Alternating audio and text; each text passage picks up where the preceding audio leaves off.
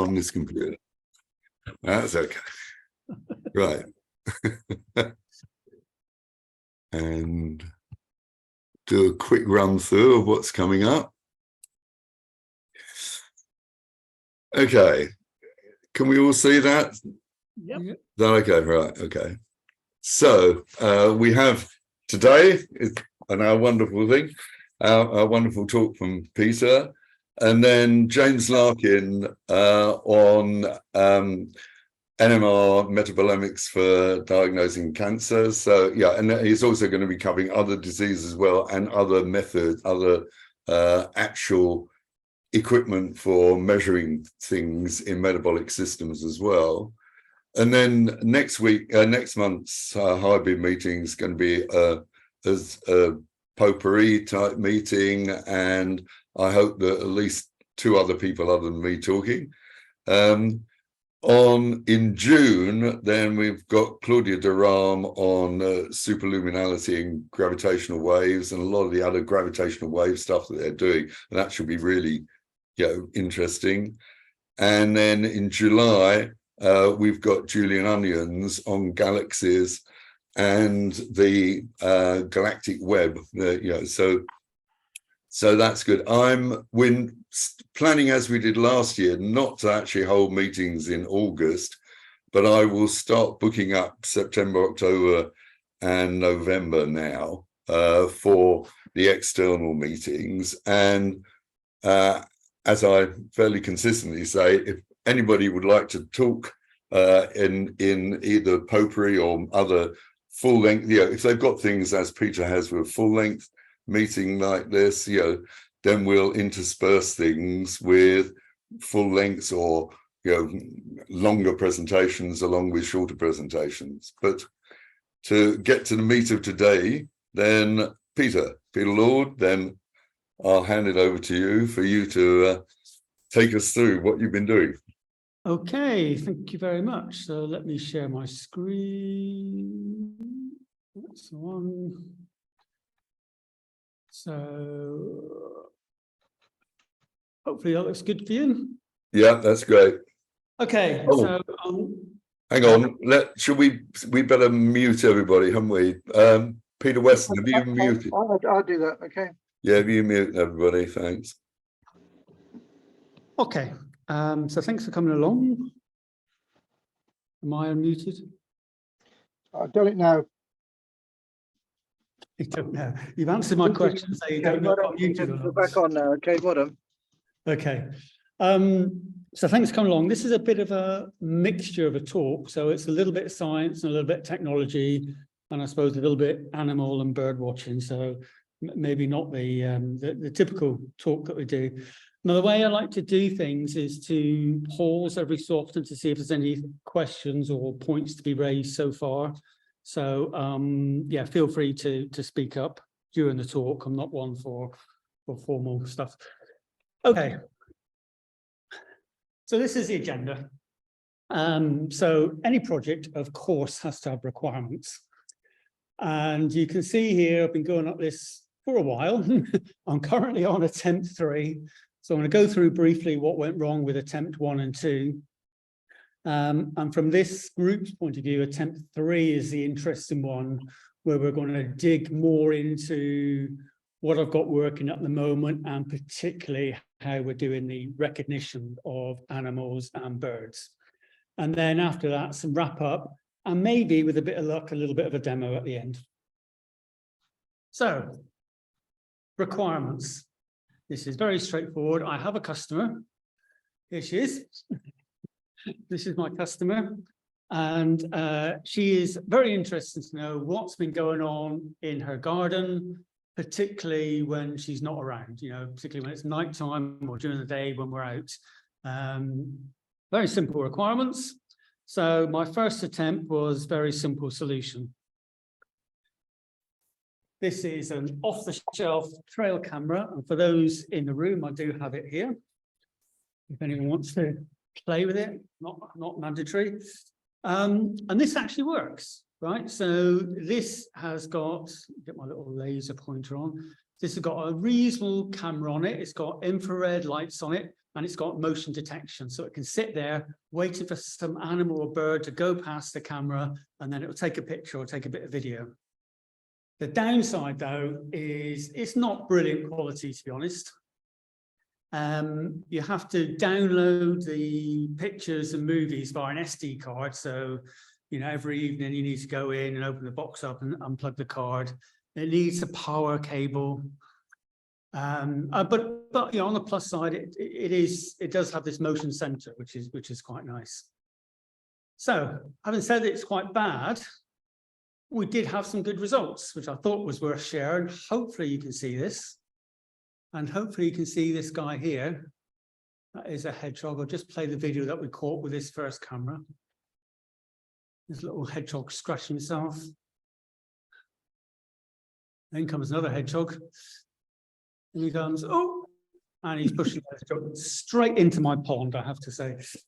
That's the only time we've captured hedgehogs sort of fighting in this way. So I thought it was worth sharing.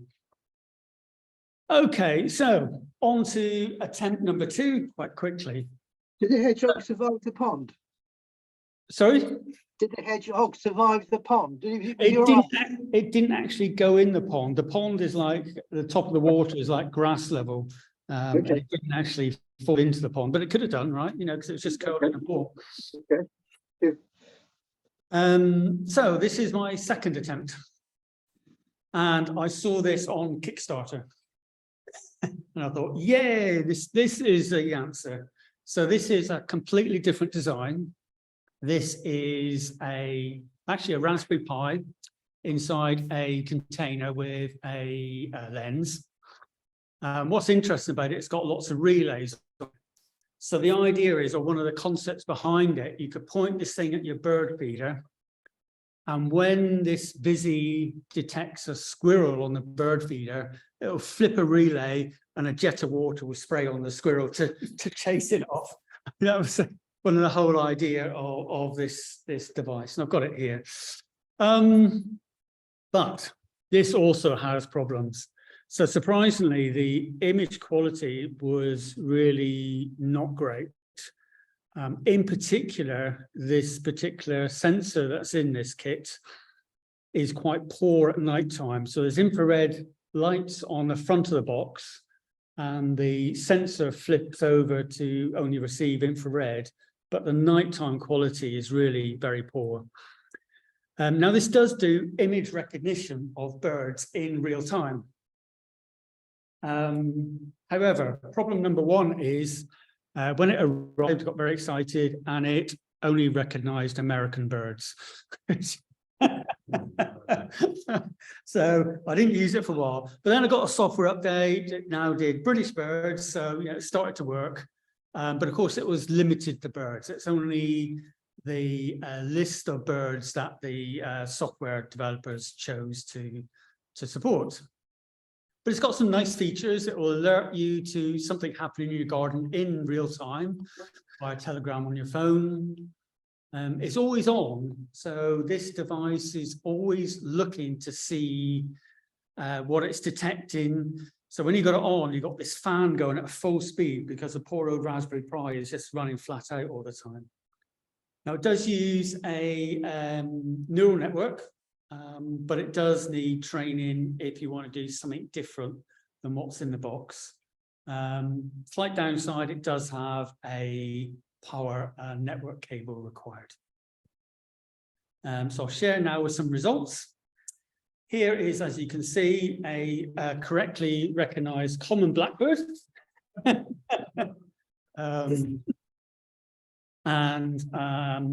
Here is a new species detected in the garden, a chaffinch. So I do have this box here, if anyone wants to have a look. I've unscrewed it, so it's a little bit, you know, delicate, falling apart. But if anyone wants to have a look at that device, it's here. Yes, certainly, yes. Your case, what image recognition? Because obviously, when you play it back, you can recognise. Yep, that's true. Yeah. It helps people or not. Well, what we found actually, going back to the requirements, slide 1, is if you get lots of pictures and videos thrown at you, you just kind of flip through them, and it takes an effort to go through. You know, on a 24-hour period, you might have like 50 photographs. But if on your phone instead, you've got, there was a blackbird in the garden, there was a squirrel, you scroll straight to the squirrel and see what the squirrel was doing. Yeah. So you can see there, it's the Visi here has detected, it thinks it's detected a common blackbird in that boundary, and it thinks it's about 75% correct. Can I just interrupt a minute? And Yeah. have we got any other mics in the room there? Because we Oh. can hear the question as well as we can hear you. But yeah, so if somebody else is asking a question at Woos Hill, can we use a mic to pick that up? Yes, possibly. You might challenge my. There's only 4 of us. We can move over to my notes. Oh, okay, all right, Yeah. okay. Yeah.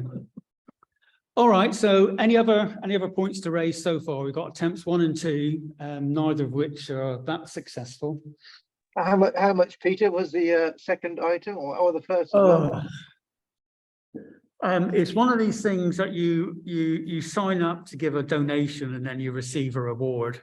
And the time difference between the two can be quite significant. So I think it was around about £150, something like that. And the Amazon camera that I showed you first, just from memory, I think was about £60, that sort of range. Thank you very much. Thank you. So attempt number 3. So I spotted this on Amazon. And again, I've got this in the room, if anyone wants to play with it. So this is an upgrade on the first one. A couple of nice things it's got a better lens, it's got better motion sensitive, and it's got solar, which should reduce the need to having a power cable in the garden. But most interestingly, it said on the box supports Wi-Fi.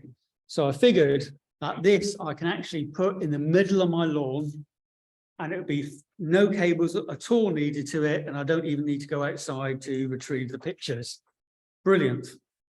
However, the way these things work, if you don't know, is you get an app on your phone and you start the app up, and what it does, it sends a specially crafted Bluetooth message to the camera, and that enables its Wi-Fi hotspot. And then your phone needs to connect to its Wi-Fi hotspot to download the pictures down. So it's not always connected to your home Wi-Fi, which was my expectation on purchasing this. It must use a lot of bandwidth. It's operating. Solar? Yeah, I mean, people on Amazon reckon that certainly probably 9 months of the year it's completely self-powered. Because you only got Wi-Fi on when you want to download pictures. So I figured, well, you know, I'm a software engineer, we can sort these sorts of things out. So next exhibit, I've got this little single board computer, which is actually an Odroid. It could equally well be a Raspberry Pi. And what I've got plugged into it, I know you guys can't see it on the phone, there's a little adapter, which is a combined Bluetooth and Wi-Fi adapter. And so I've written the software on this device to interface to the camera. And the way it works is it first sends this special Bluetooth command, and then it connects to the hotspot. Then it downloads all the pictures that since we've last connected, and we go through this identifying animals phase, sends images to your phone, and then deletes the images off the camera. So that's the kind of flow chart that I've now got working at home. And obviously the purpose of this talk is to drill down into this, how do we identify animals piece. Okay, so I'll show you a bit of results first of the whole application running. And here we are, you can tell what time of year this was recorded. And I can hit play, and hopefully we are capturing this blackbird and we are correctly identifying it. And of course, that gets sent to your phone. And actually what we do now, we do this process of connecting to the camera twice a day at dawn and dusk. So we get one set of images for during the day and another set of images for the evening. Any further questions or points so far then? Okay, I shall plow on. Can I Oh. just ask a quick question? Yeah, Christian. Is the what programming language did you use to program that?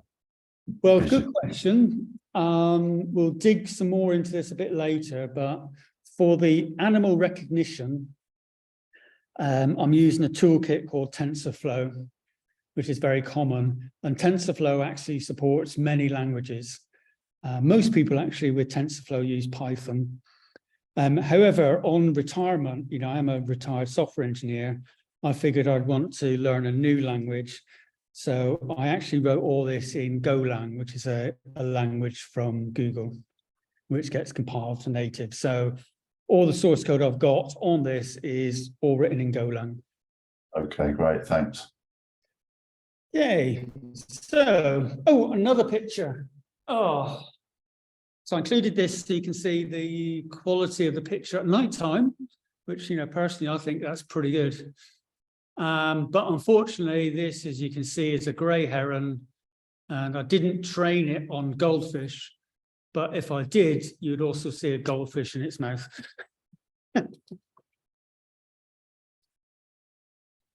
Okay, so So is it able to spot and recognize multiple animals? yes, if there was a hedgehog in the corner, we'd see two boxes on the picture. Okay.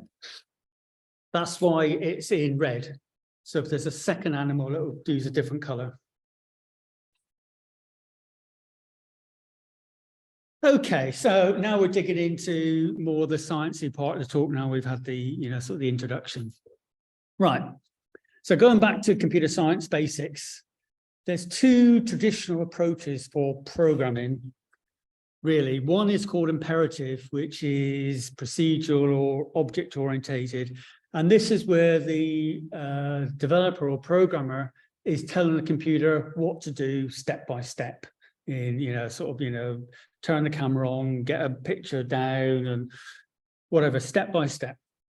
The second approach is declarative.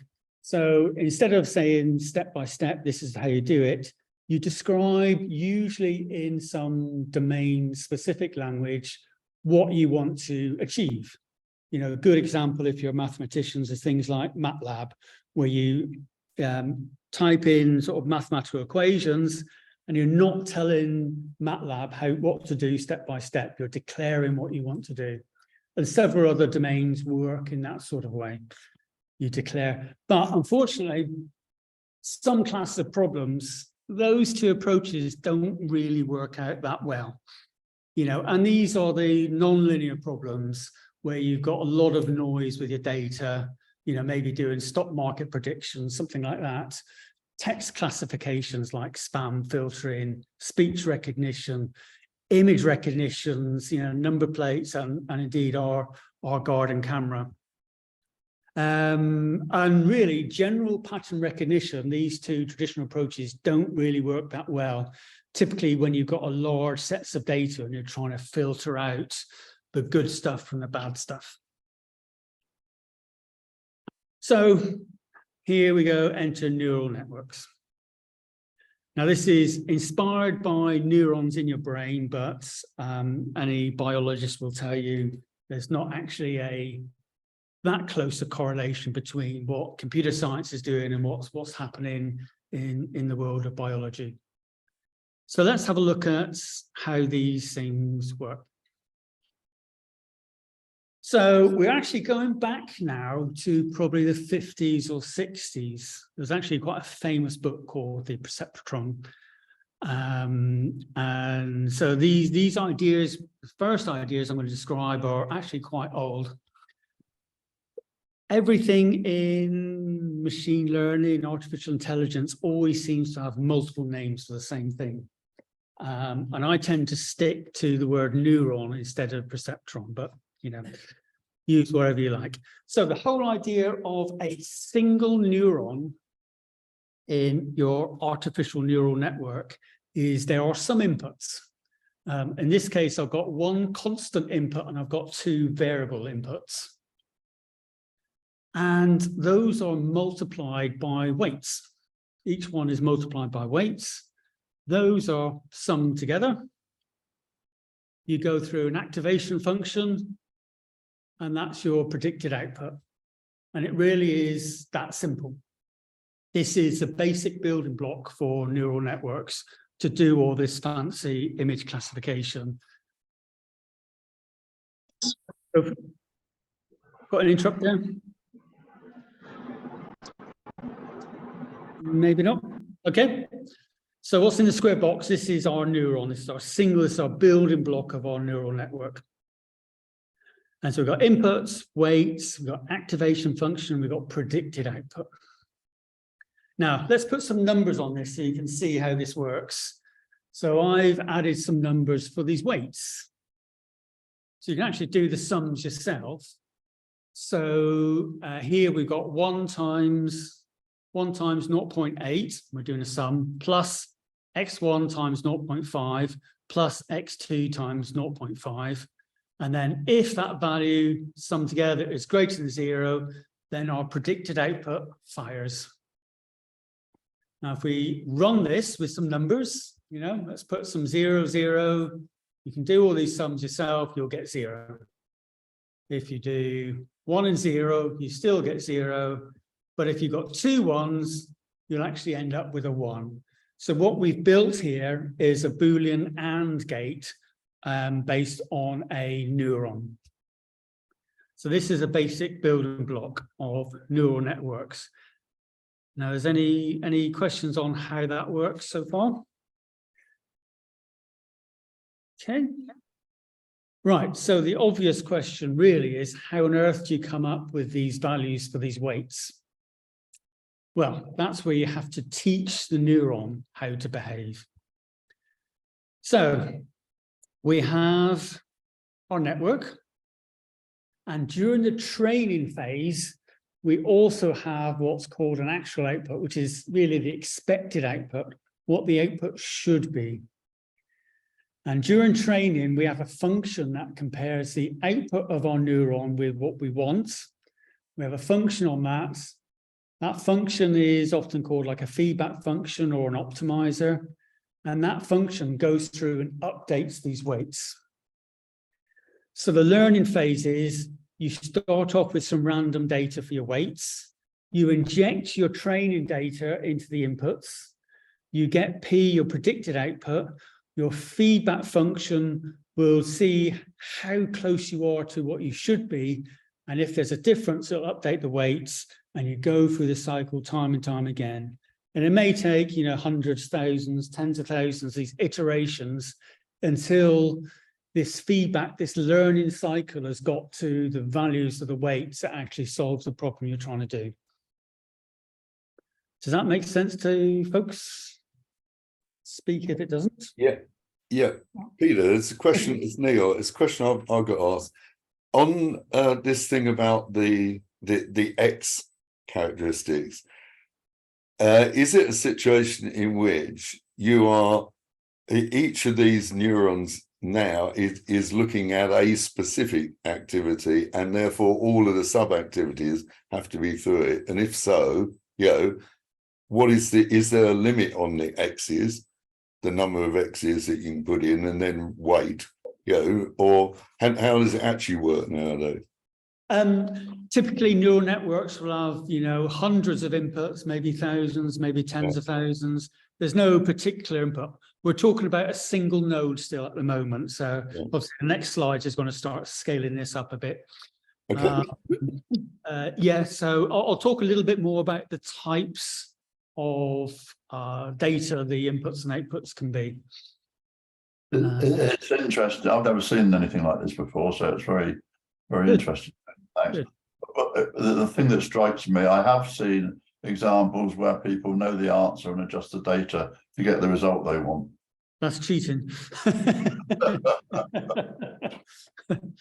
All right, let's push on a little bit then.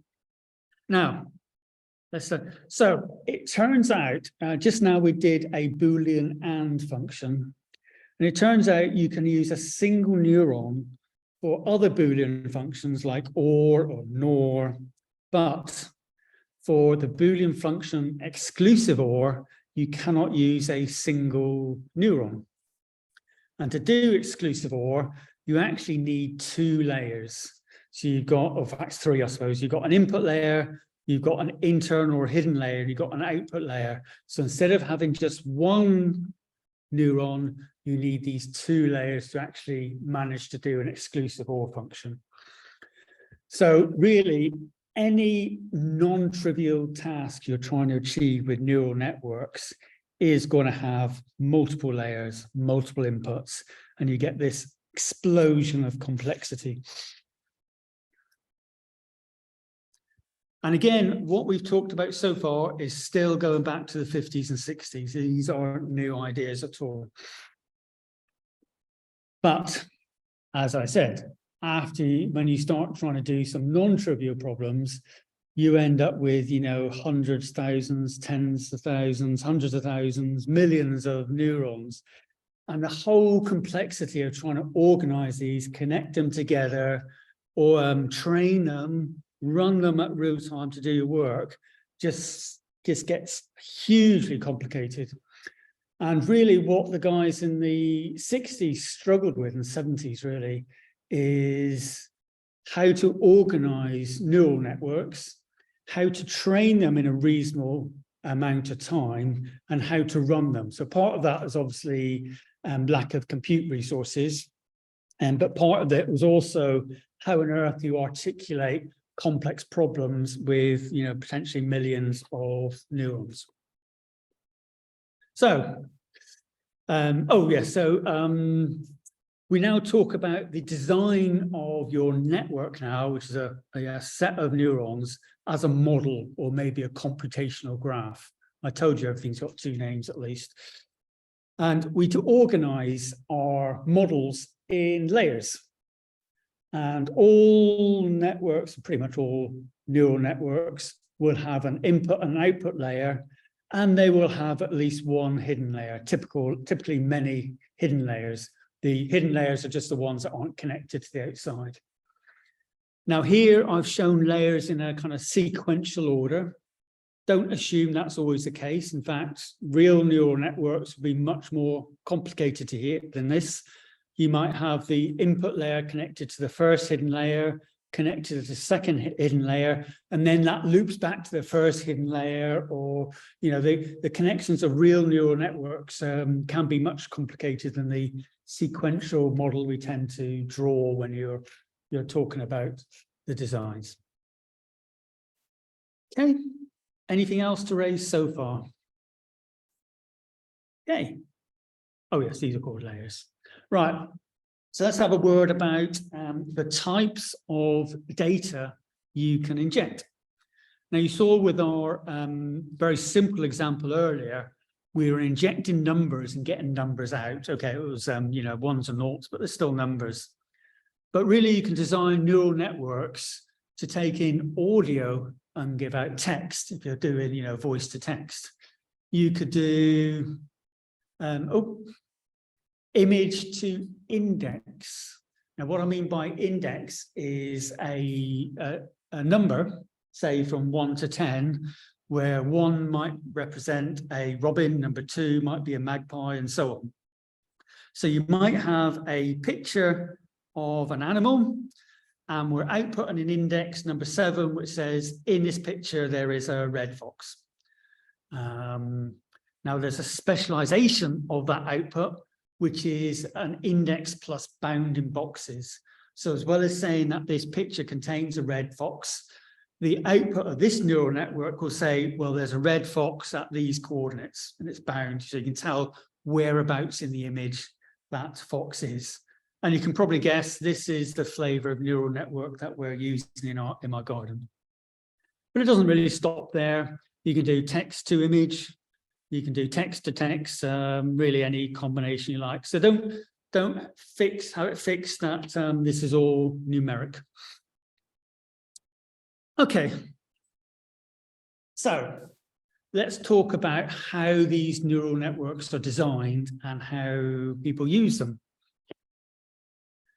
So this usually starts with a technical white paper. So some PhD student or post-PhD student, to be honest, a very few number of people in the world can do this sort of thing. You write a technical white paper that presents a design of a neural network with particular aspects or features on it. So that paper would include the description of the layers, including the activation functions that's in each neuron. It will include the types of inputs and outputs, including any pre or post-processing requirements. So, for example, if you're training your neural network on images, and those images are of size 512 by 512, and you're grabbing a picture from your camera, which is much bigger than that, you'll have to pre-process that image to scale it down so the neural network will accept that as the same way as it's been trained before. These papers also include the training and feedback functions that work. It's runtime performance. They tend to talk not so much in how many neurons are in this design, but how many operations per second a deployed network can achieve. And also aspects about... Someone interrupting? No, okay.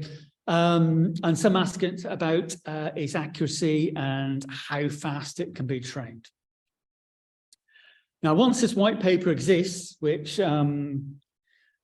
slightly more people can actually read. I mean, if you've ever read white papers, you know, you need to be in the domain to actually understand these papers to start with. What tends to happen is that someone takes this design and builds an implementation of that neural networks and actually tests it out. And they'll usually use a framework like TensorFlow. And there's more than frameworks available, but most people use TensorFlow. And what these implementators will do will export the design into a file and upload it to a website and describe all its various features, what successes and failures they've had. And then the rest of us who don't know any of this stuff will download this file, and then we'll perform our own training to set the weights with our own data and test it ourselves, and then do our own deployments into our own application.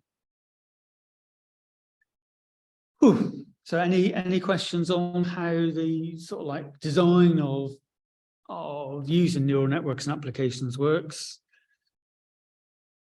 Okay. Right, so I mentioned TensorFlow. Let's talk a little bit about TensorFlow.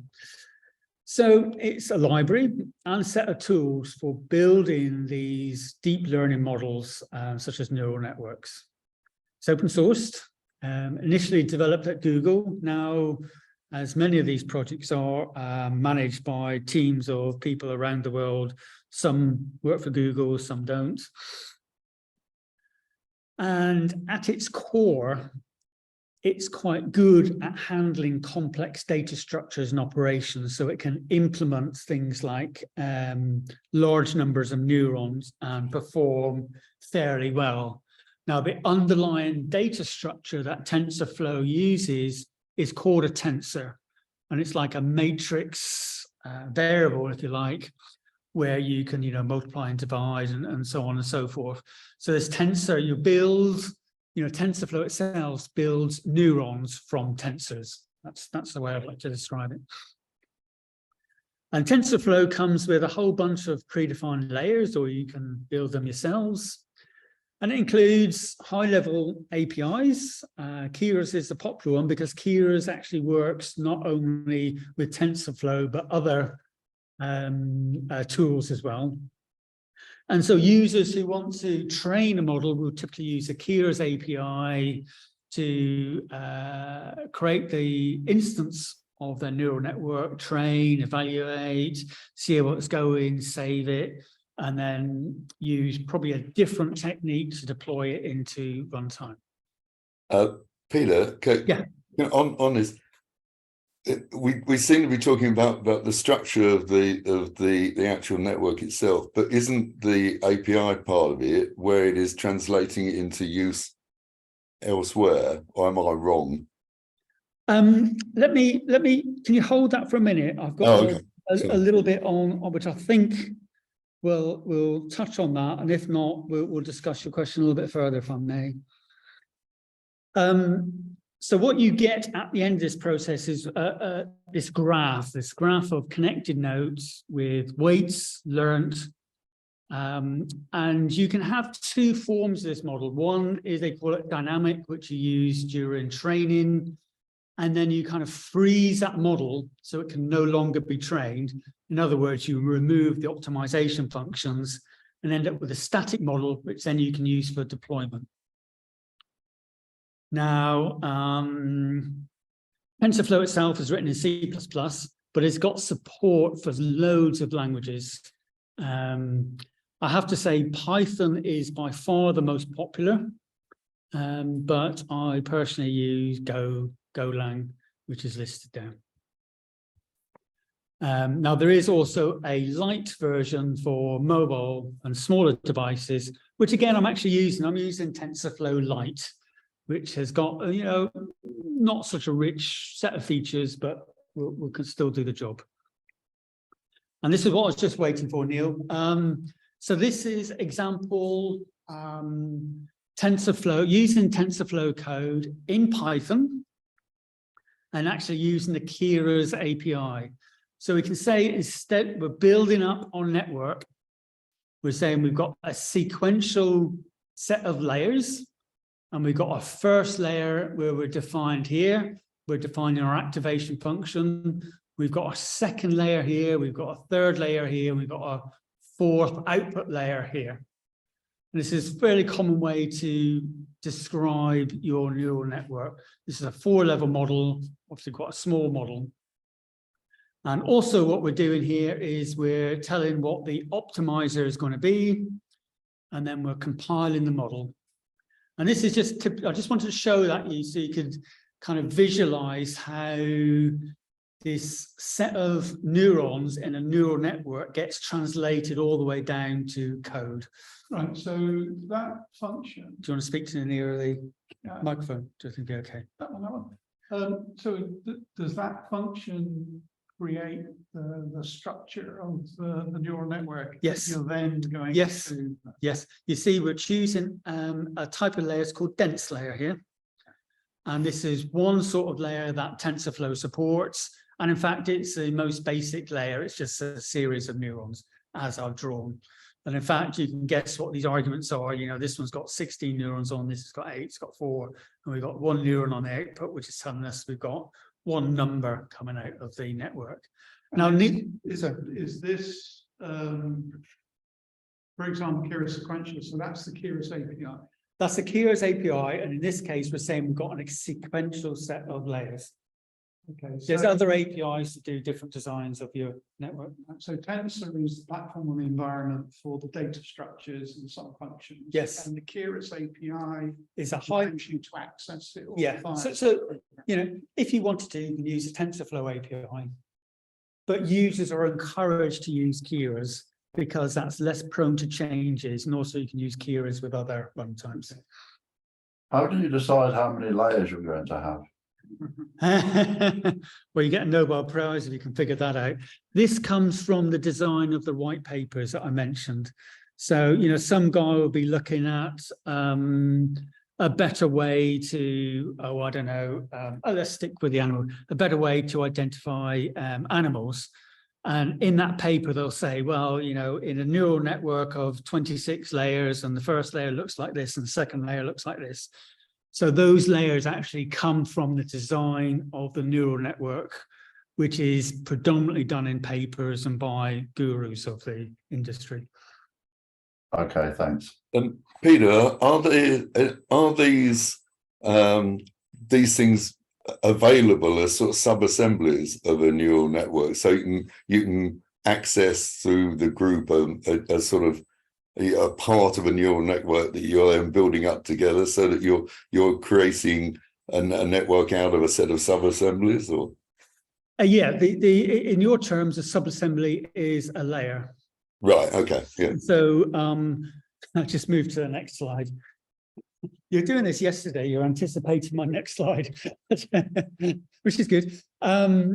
So I put up here just a sample of the predefined layers that's available in TensorFlow, and these would be the sub-assemblies. So the most basic layer would be dense, as we saw, but there's a whole bunch of other layers that you could use. And you'll see these referenced in the white paper. You know, they'll say, you know, layer 1 is an LSTM with 256 neurons in it, or something like that. And then once you've got that information in the white paper, you can go ahead and implement that in TensorFlow. So what the predefined layers geared? They are every single possible scope. It's a general pool of layers. So there'll be predefined layers, for example, looking at an image and recognizing edges. Yes, there is indeed that. There's, you know, Fourier transform layers. There's also, you know, there's some layers to reduce resolutions of images. So less to do with neurons, but more to do with just image crunching. So that suggests then that you would have, for example, a predefined layer, but it doesn't always have to be at the same layer. No, the design that you find in the white paper is features, a type of each layer, the features, the aspects, number of nodes, what the activation function might be, and so on, but also how they're connected together. So in the normal programming sense, these are the equivalent of subroutines. Yes, Linked together. exactly. That's a fair way to put it from a. So You might want to, I think the microphone comes from here. Yes. Yeah. Yes, I remember seeing your little demo, actually. I hadn't forgotten. Right, so moving on then, so a little bit more on training. So as we said before, the idea of training a neural network is really to find the weight values that give you the best results. In other words, the minimum error between the predicted and actual output. And that makes sense. And this is an iterative process. It's a gradient descent. You can imagine, you know, n-dimensional space, and you're trying to find the minimum of various curves to find the optimal values of all these weights in your design. And so there's a forward pass to calculate a prediction. That prediction is compared to the actual.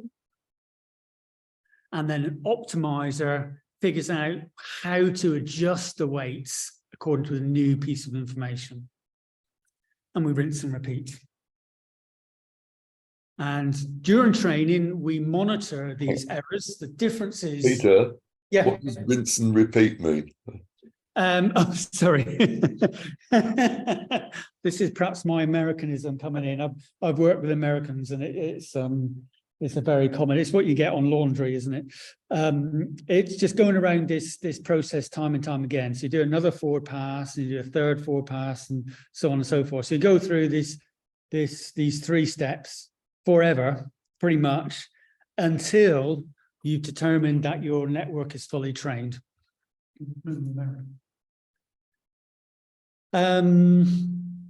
So you're monitoring during the training process, you're monitoring these errors to try and understand if training is actually going towards or getting less over time.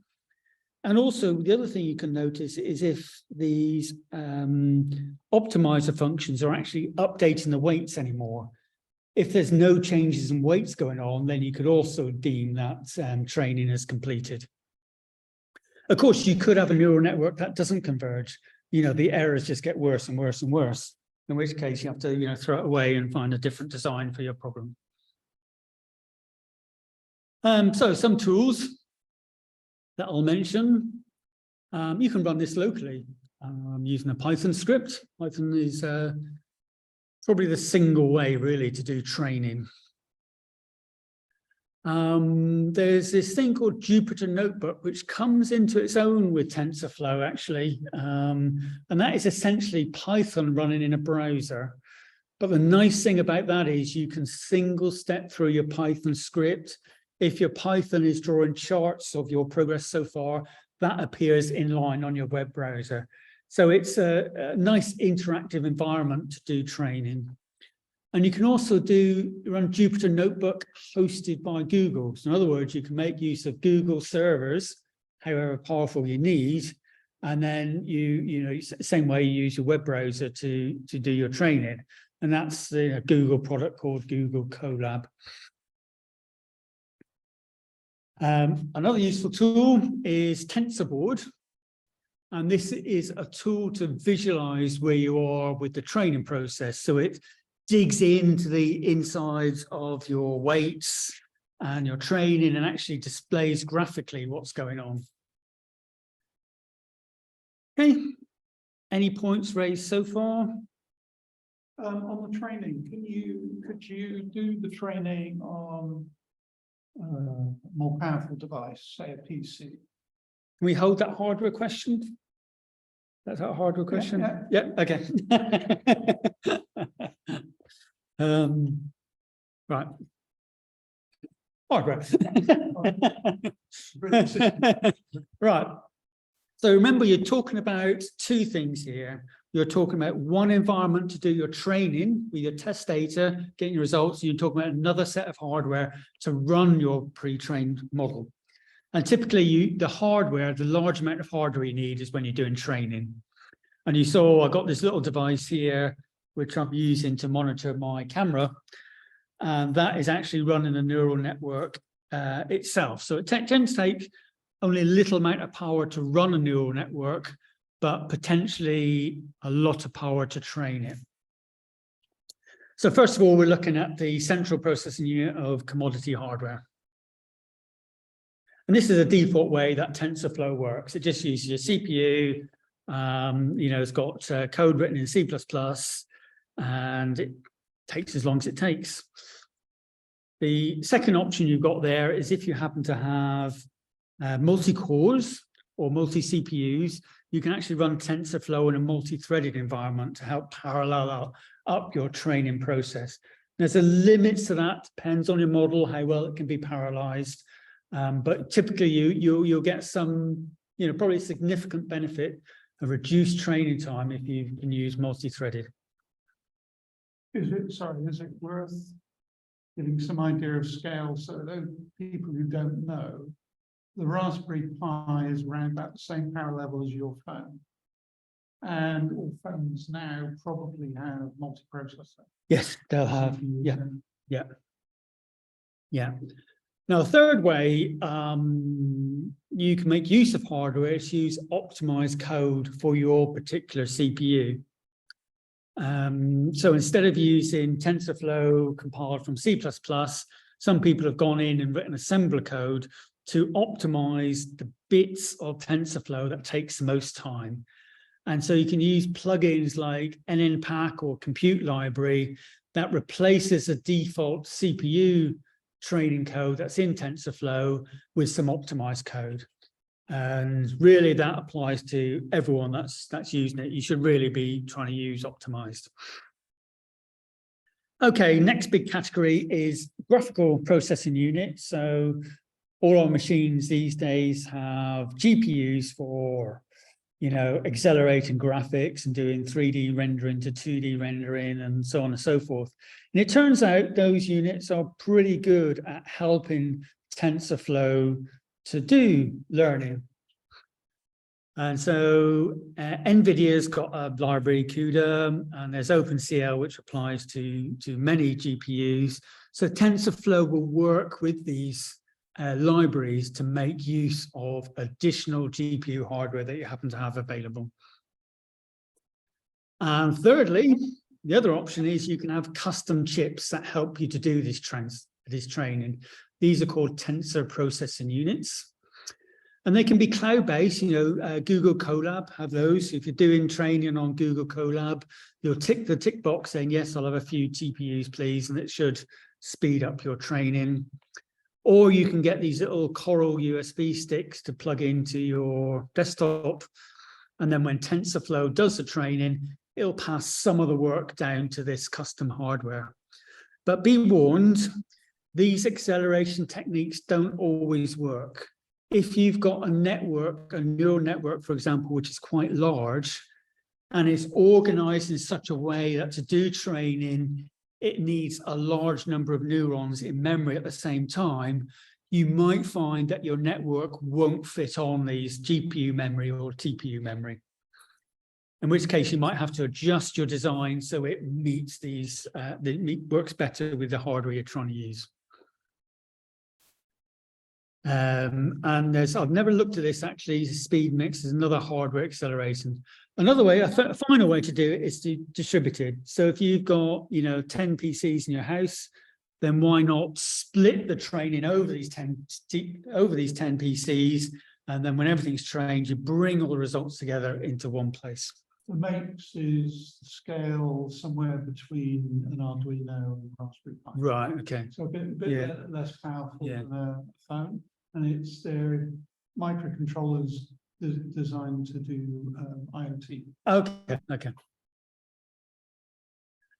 Okay. Can I just ask about distributed, systems?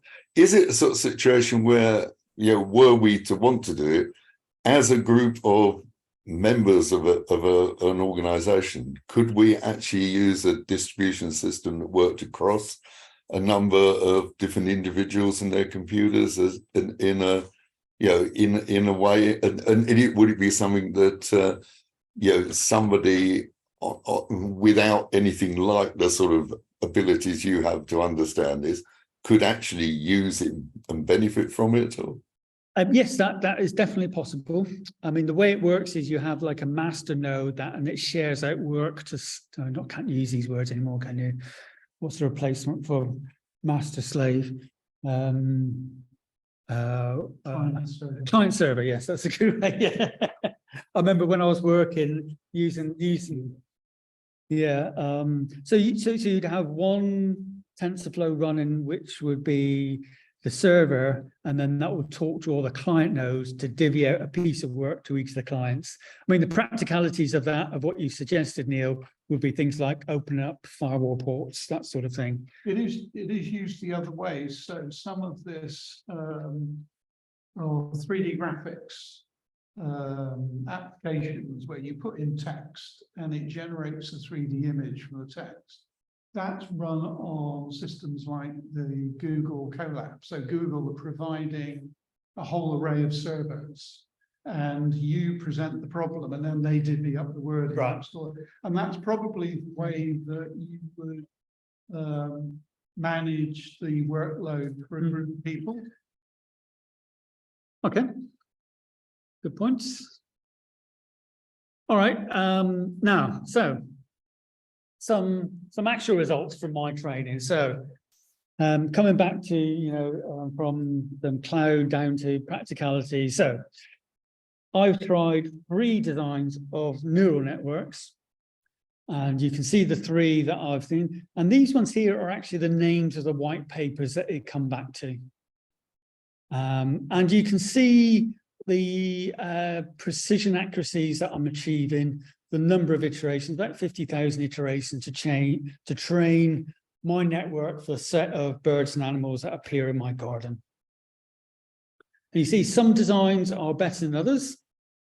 And you can see this guy here, single shot multi-box detector plus feature pyramid network, whatever that might be, gave me the best results.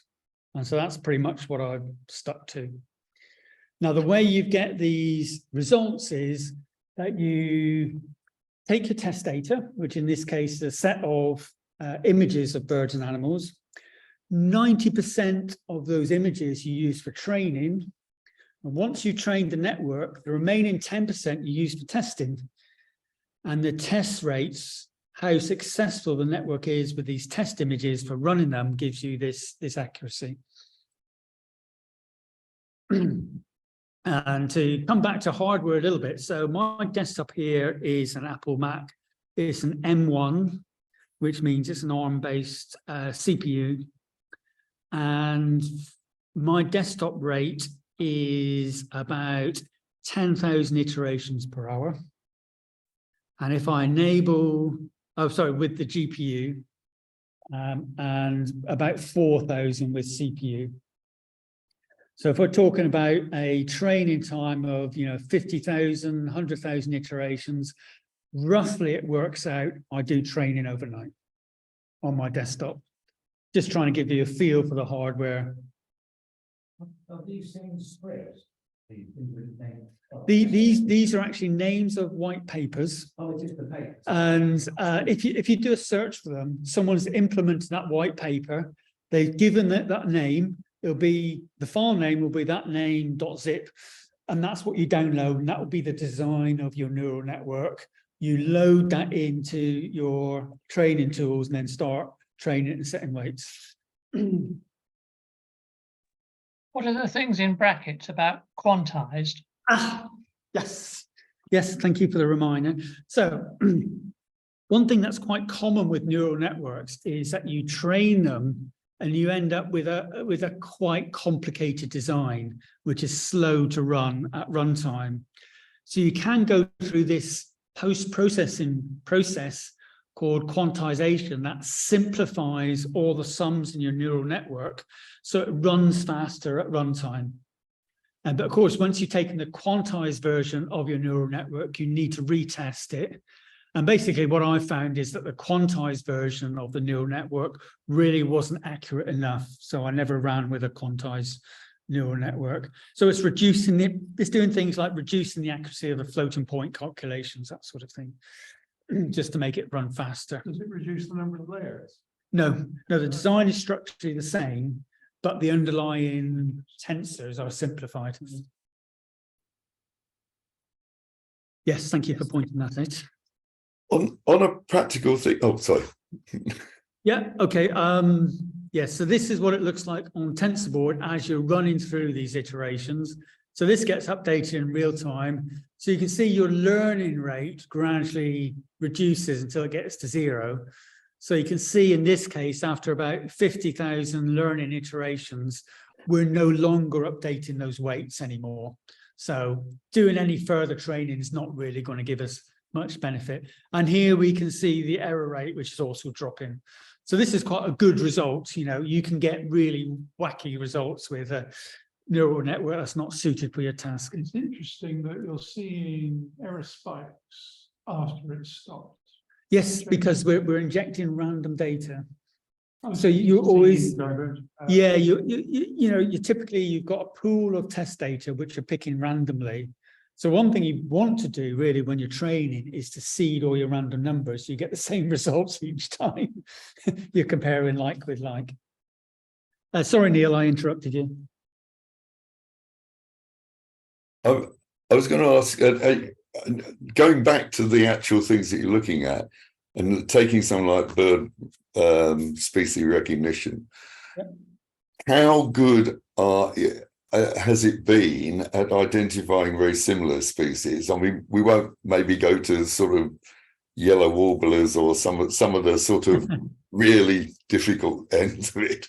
But I mean, if you take something like blackbirds, where you got juveniles, females, males, very different looking, how has it coped with age variance between Well, so in our garden we get cats and foxes very commonly.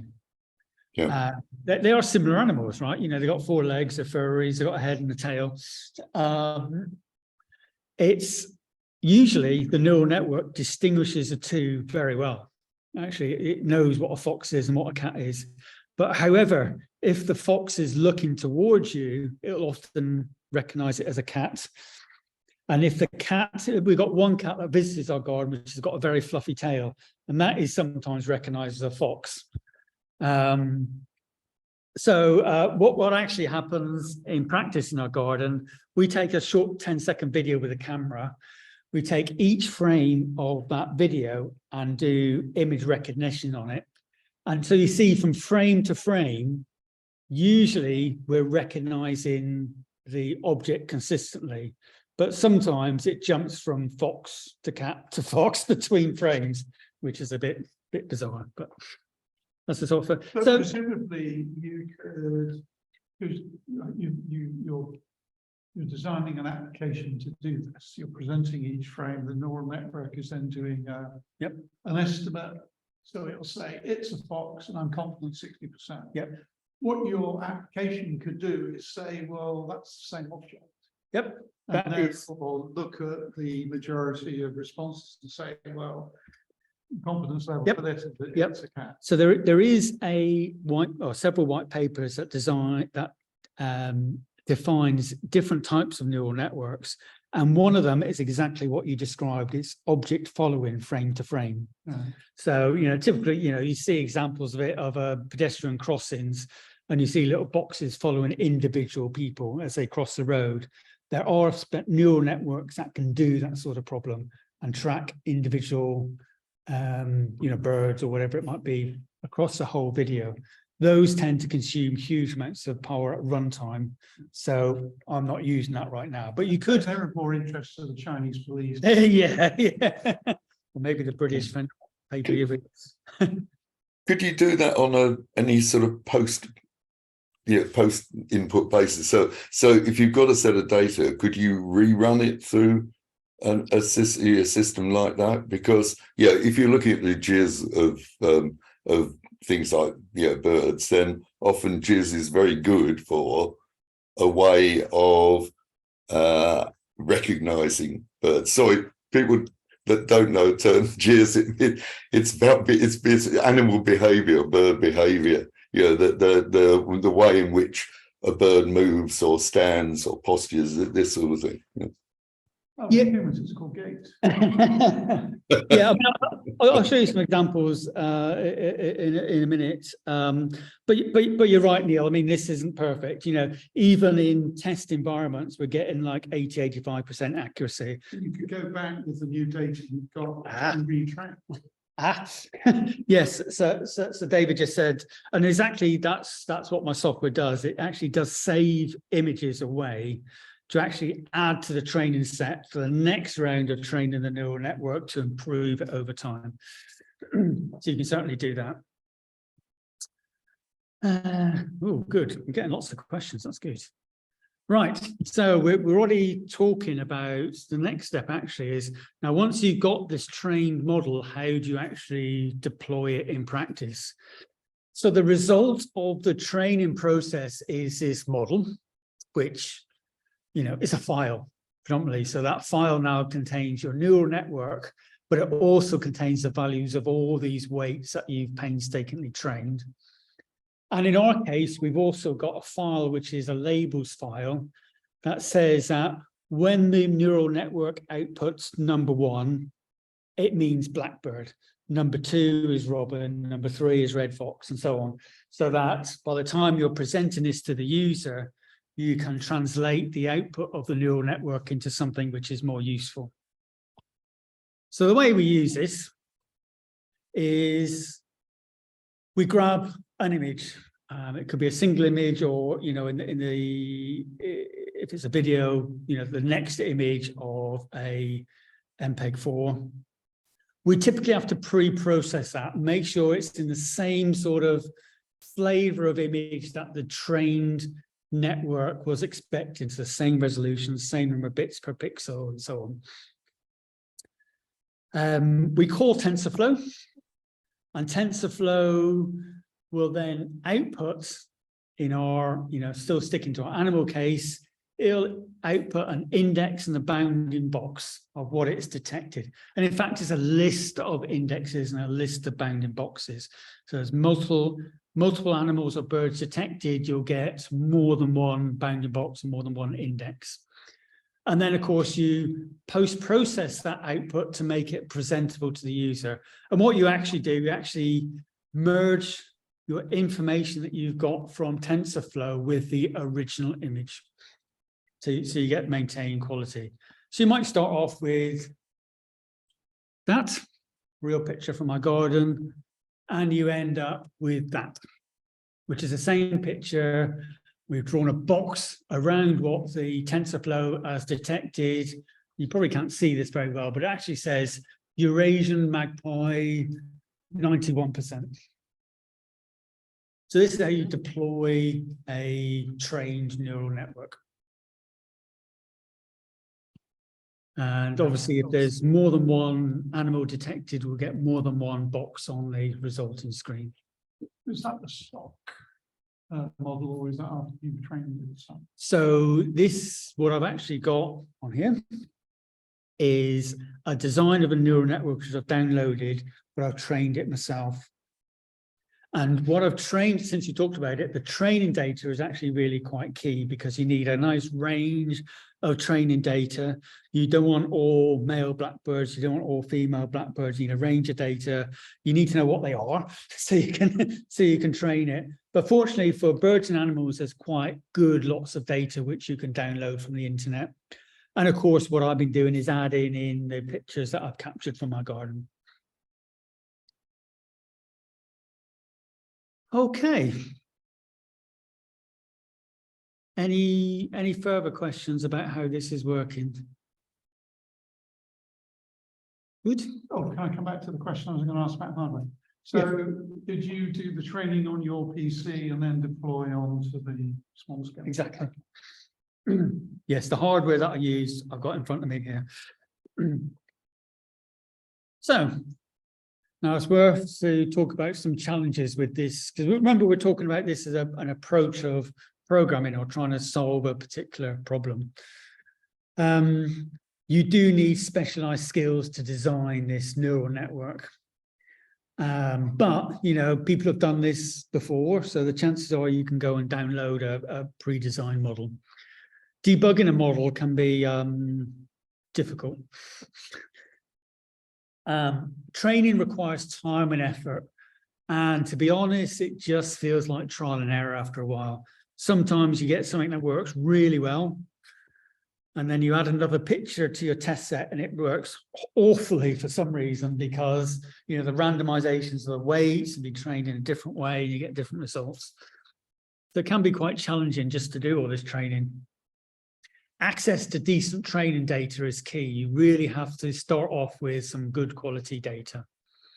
So in this case, there is an internet competition called INAT, and they run competitions to do bird recognition with any kind of software really, but mostly neural networks. So they give you a nice big massive zip file of data of lots of different birds and animals and whatever. So I actually use that as a basis of my training data. And we've already mentioned this. Obviously, once you've done your first lot of training, you're capturing more pictures, then you can add those pictures to your test set and retrain your model and hopefully improve your results. The testing and development process is actually quite important here. You can imagine doing lots of different training and getting different results. So it's going to be important that you record all the details of the scenarios that you run in the results, so you can come back to look at them later and kind of analyze which ones worked and which ones didn't. And in fact, there's a whole area of IT now called Model Ops, which is managing the process of training and the accuracies and you know, how things change over time, which I used to work on. Now here's a big one. So it can be very hard to figure out why your neural network is coming up to a particular answer simply because this is a black box. You've trained it, you've got a whole bunch of weights. How on earth did that network decide that this is a robin and not a blackbird? You know, you've got no way to debug it with standard development. You know, you can single step code, you can read variables and so on. With neural networks, it's a nightmare. So you can imagine, for example, you've got a loan application problem and you've trained a neural network to look at past loan applications if the user or the customer has defaulted on that loan. So you can, for future loan applications, you can decide whether to accept or reject that application. So some guy comes in to the office, gives you a loan application form filled out, and literally the computer says no. And then that guy is going to turn around and say, why? Well, maybe neuron 3 on the 3rd layer got it a bit wrong. You know, you can't articulate why you're getting a particular response from a neural network. It really is a bit of a black box.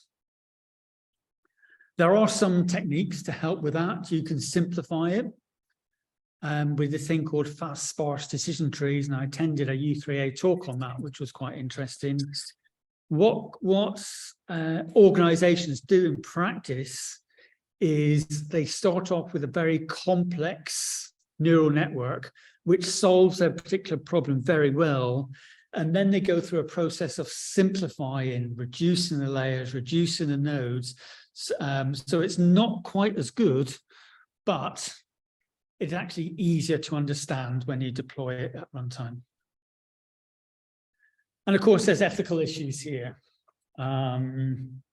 So if I were to train my network on female blackbirds, I would be called racist probably, or sexist rather.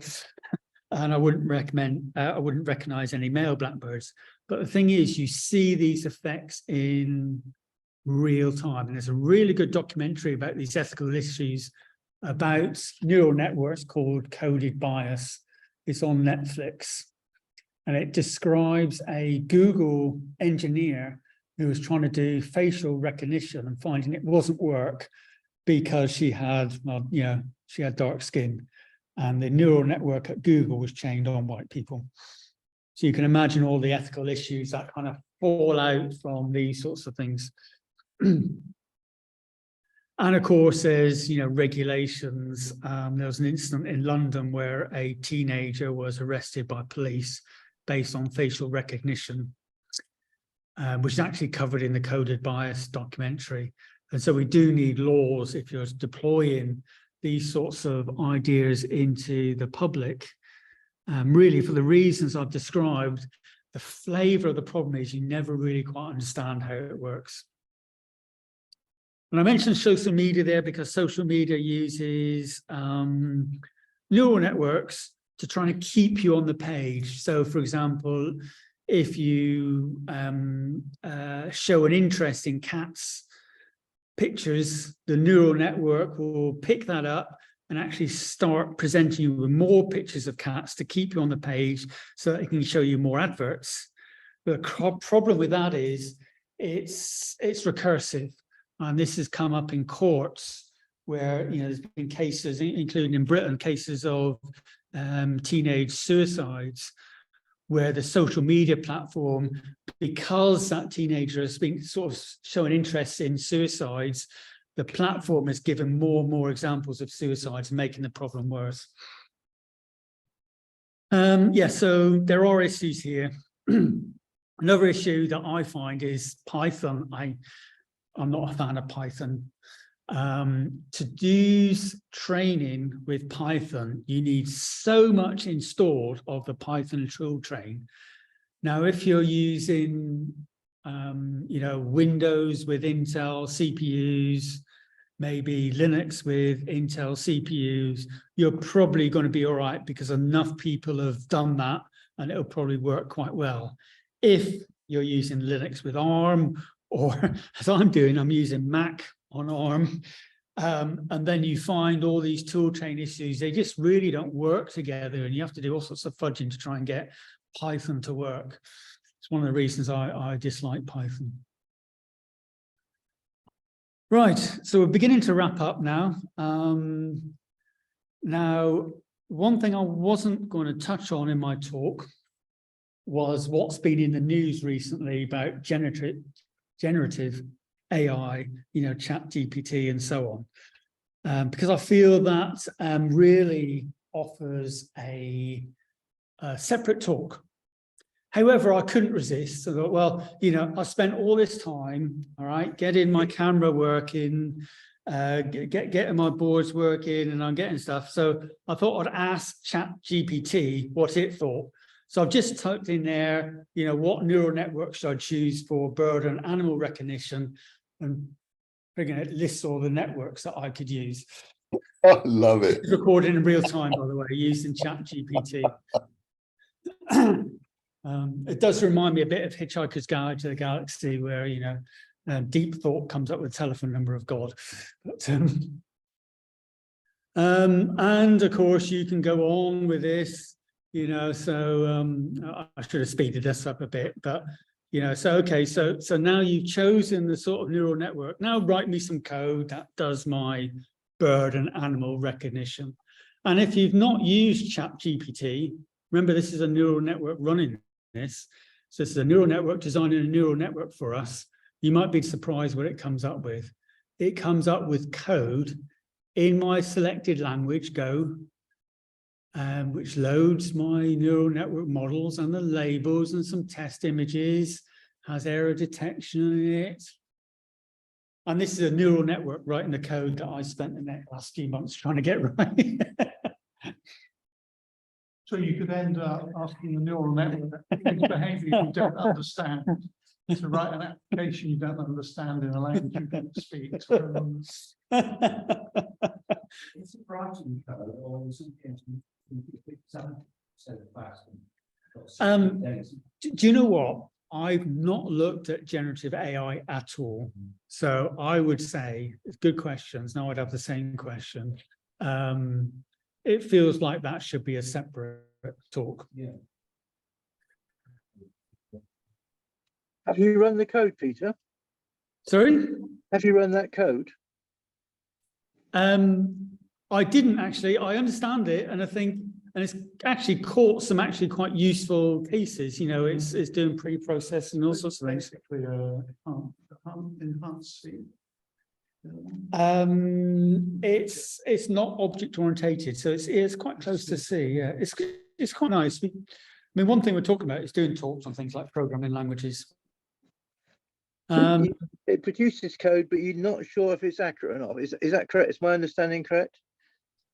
It actually, as far as I can see, the code that I've tried, and I did try it just to answer that question, and it does work, you know. It's People have, amazing. I know, it's astonishing. That is breathtaking stuff.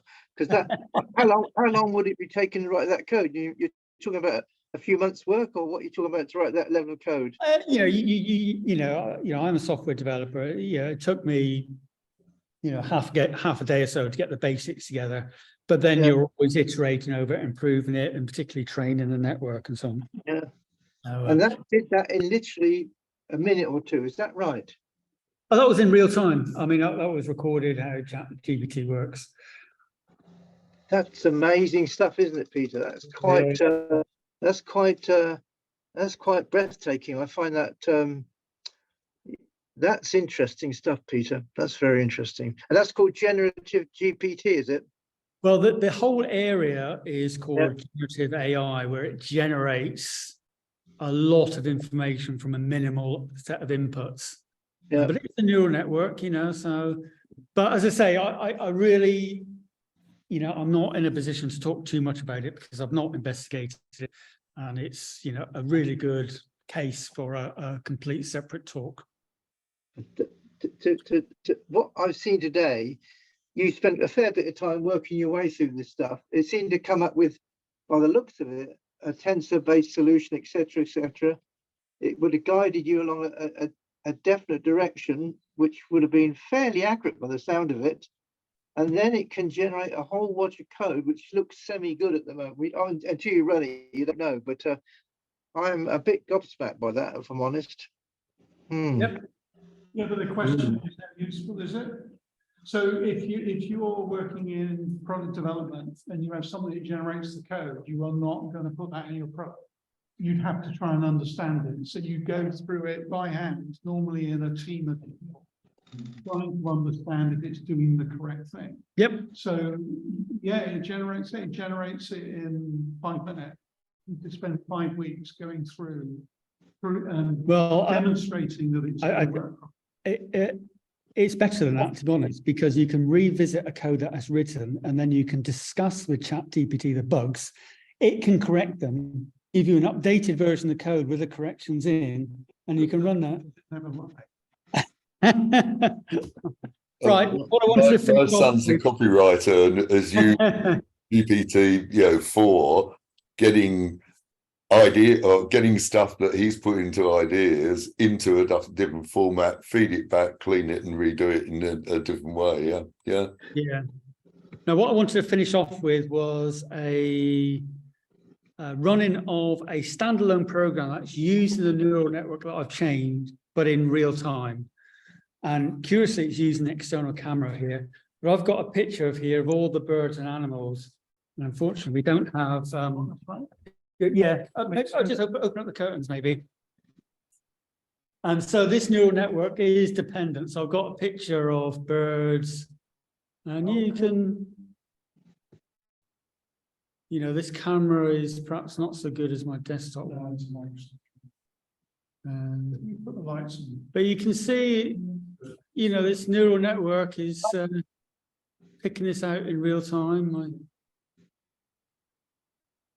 It's picking up some sensible recognitions. Yeah. All right, end of demo.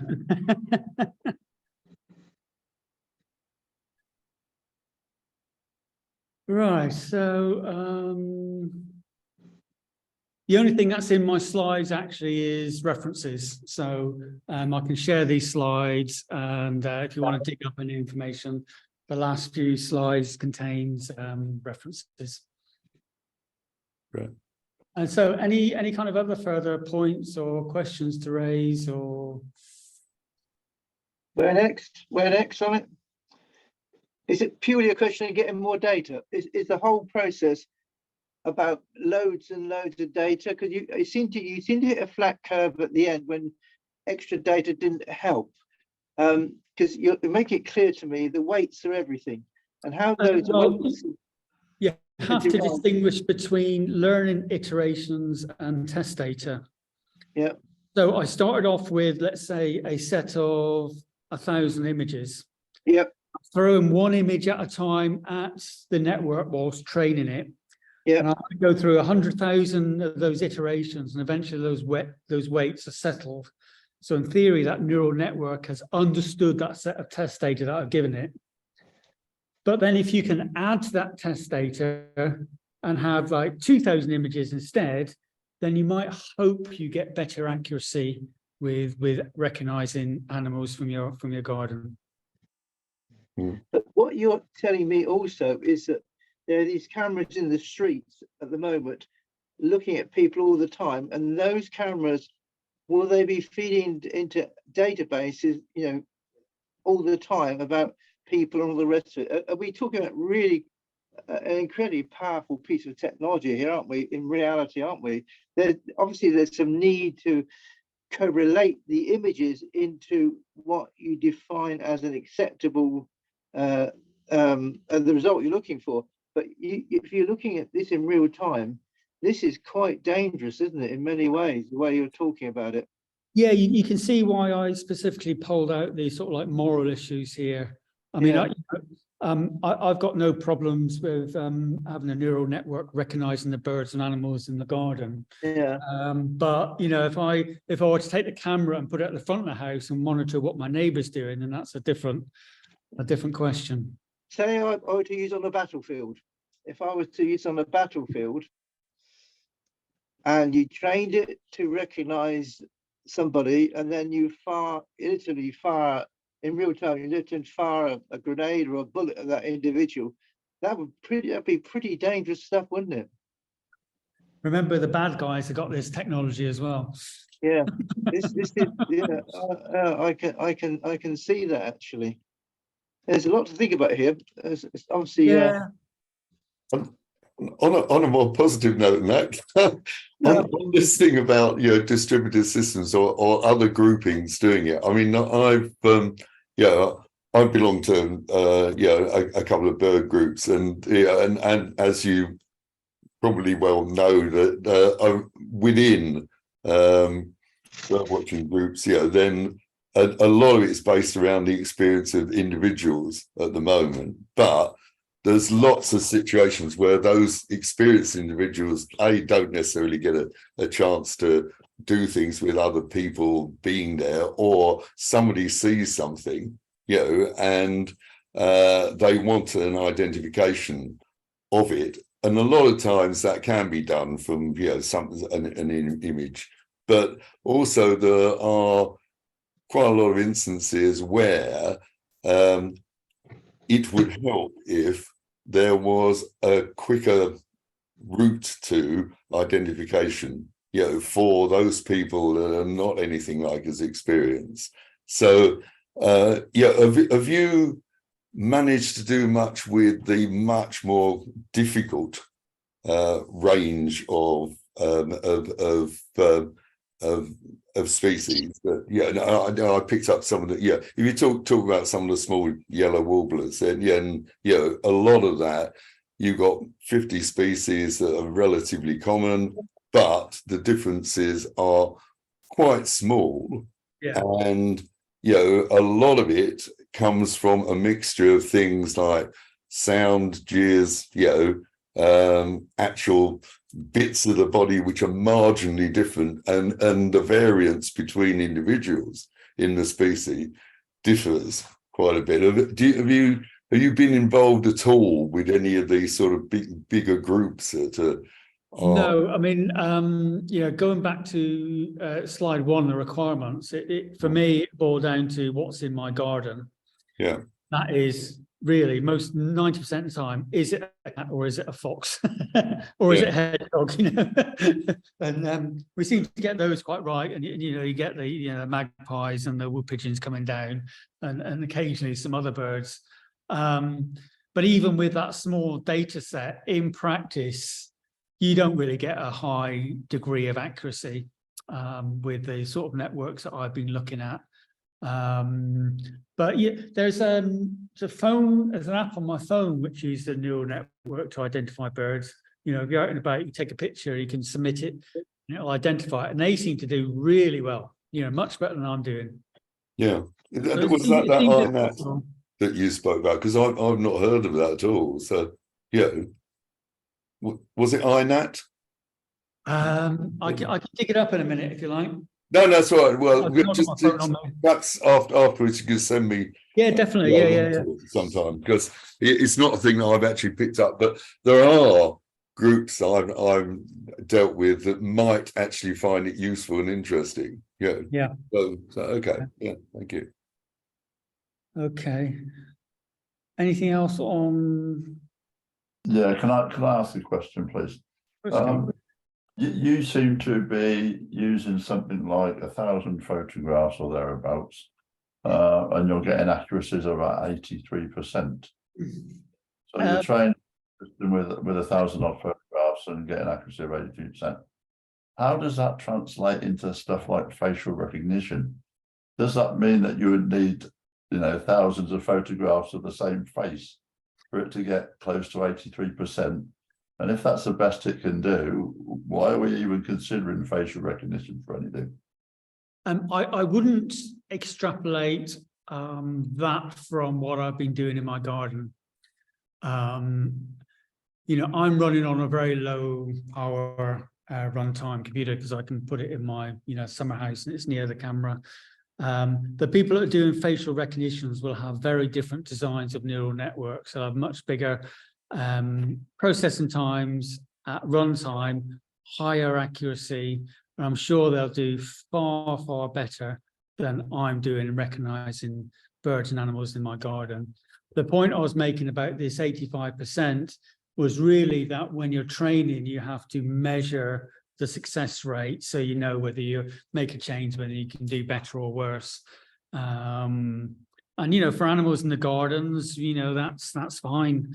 But as you say, for real commercial applications, whatever it might be, you'll need significantly better accuracy rates, which brings us into the commercial of using you know, model ops to manage the training, make sure you got good accuracy, demonstrate that it's working well, and using quality control and such like. It's not a case of, you know, commercial companies will not do what I've done, is just train a neural network and stick it in the garden. It's a lot more thorough than that. No, I understand all of that. It's just that to So I'd train, recommend, to train sorry. the network, you need a certain amount of test data. you do. You know, like, Yep. so where is all the test data coming from for the facial recognition testing? Training. I couldn't say. You could watch that documentary that I mentioned. That is actually quite interesting because it does cover, you know, government organisations obviously have more resources than we do. If you just go around the net, you answer that question, there's a lot of images out there with people's names on them. You know, loads and loads of pictures produced every time people are photographed, all the stars, countless people are being photographed all the time, and an associated name, you can scan it through. So the data, I think, is not hard to get hold of. And what is even more scary is if you go to social media, you've probably got a whole ton of information there, haven't you, Peter, if you could get hold of that data. Yep, I mean, that's true, but you still have to bear in mind the quality of that data matters.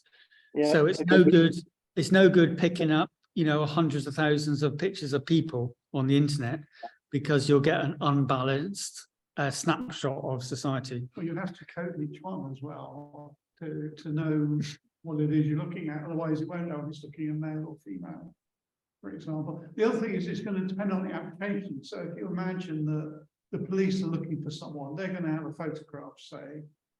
The system basically needs to be able to reject anybody who doesn't look at all like them. So it's going to narrow it down. So it's a different kind of search pattern that application will use compared to the one that Peter did. Yeah, I think Peter's right. They will have specialized algorithms, and doubtless, but the speed at which you can do it is quite impressive. Obviously, Peter hasn't got a lot of sophisticated hardware, more parallel processing and all the rest of it. You can see where it could go to, though, can't you? You can see the bones of it, can't you? Yep. Yeah, again, these moral issues about using neural networks in public places is, you know, one to watch, I would say. Now, I do have. Can I just say one more thing? The other thing that struck me is that what you've demonstrated is that you can use neural networks to design neural networks. Yeah. So if you just follow that to its conclusion, yeah, they will be self-proliferating, shall we say? There'll be no stopping them. Is that true? Well, I've not looked into these generative AI at all. I'm going to be quite hesitant on my response here, but one way you can think of neural networks is pattern recognition. You're using, you know, another name for neural networks is machine learning. So it's machine learning something, you're training it to do something it's learning. And it's really just, you know, to detect animals in my garden, it's pattern recognition. You know, you can't, and you're a billion miles away to say my neural network understands what a fox is. Yeah. It's just looking at a picture and it's recognizing patterns. And from what I can see, you know, the generative AI appears to be much cleverer than recognizing foxes in the garden. You know, it's giving you some text output, but is it really just more fancy pattern recognition? We looked at some of the generative AI a couple of months ago, one about emergent behavior. It wasn't an AI creating an AI, but it was an AI that could adapt. And that's probably closer to what you might see in the short term. Yeah, there were some things that Peter Bentley brought up in that talk in January as well, weren't there? And there have been some things on television recently about this. Yeah. Yeah. Did you ever see when Putin has a picture opportunity, he has people around them, and the BBC then ran all the images in the picture opportunity against other picture opportunities, and they had about a 90 on some people who appeared repetitively in these things. I wouldn't have recognized them myself. They reckon there's a 97% probability the same person. So they are using this sort of technology out there today to see how people like Putin can produce a picture which is clearly fabricated for the purpose of propaganda. So it's very interesting, all this stuff, what you're saying today, Peter, it's just how technically feasible it's becoming. It's well within the scope of what people could do today. Yeah, yeah. But say, I'm You not going can't, to say you it can't again. put it back in the box, can you? No, Well, that's exactly, this genie's out of the box. You're right, absolutely right. Yes, that's exactly right. But we should definitely do a session on this generative AI. You know, Yeah, from what I'm seeing, it's just fancy pattern recognition. It's not sort of like robots taking over the world. I'm not. I don't have a problem with robots taking over the world. What I have is just the sheer productivity associated with this for us to change our destinies. Is a lot of well, what I've heard today from Peter, there's quite a lot of productivity gains if the stuff coming out can do what Peter's been doing, and they can, if he can do it in a few minutes, as he said, there's a lot of text. It is of some interest, so we say. Yeah, it does have accuracy problems within it, and often there are subtleties, and and then you've got this layer in which you've got to put some judgment over.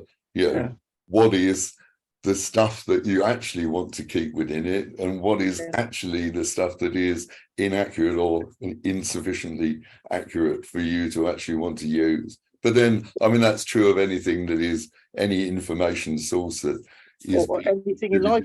Anything in life, you make a crack at something. It doesn't work. The faster you can iterate, the faster you get to a conclusion. So yeah, anything you do, you make a stab at a solution, and then if it doesn't work, you refine it. That's life. It's the speed at which you can iterate, which is interesting here, and how much effort it takes to iterate. Quite interesting. All right, so we wrap that part of the session up. We do have one more slide to share on a different topic before you dash off, unless you want to jump in first, Neil.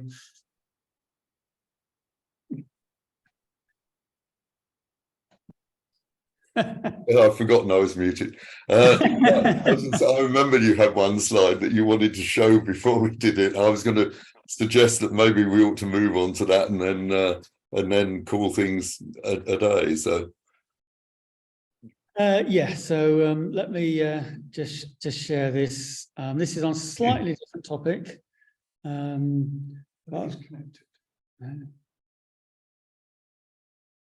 Okay, so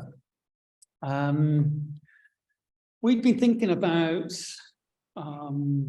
what other talks we could do. This is primarily David and myself just sat here. We both come from a sort of like an IT software background, and we're wondering what talks between us we could do that's of interest, and secondly, what U3A forum might be appropriate for that talk. Obviously, we're doing the science session today, but many of us belong to other groups. We don't really have an IT forum, I suppose. That's a problem that we're thinking about. But you can see in this slide that we've got some presentations ready. We did animal and bird today. I did Web3 yesterday to another group. David's got a 3D printing talk ready. I've got some short ones ready, photos on maps and RSS and atoms. Now we've got some talks in development. So I suppose while I talk about this, what you need to be thinking of is, are you interested in any of these topics? And what sort of U3A forum would be best, do you think, for those topics? And so in development, I'm working on a talk about Home Assistant, which is a open source software to manage your smart devices in your home. David's working on a talk about transitioning, presumably mostly Windows to Linux. And we've got lots of other thoughts for future talks. But the challenge we just don't know what interests people. We've got things about containers and virtual machines, retro computing, field programmable gate arrays. We mentioned Jupyter Notebook, maybe we can dig into that. Reuse node equipment, the whole thing about using desktop Office like Microsoft Office versus online Office like Google Docs. Maybe people are interested in programming, generative AI we've talked about, home security. You know, quite a lot of subjects we thought about, maybe not for this subject, but maybe for engineering, maybe for a new group even.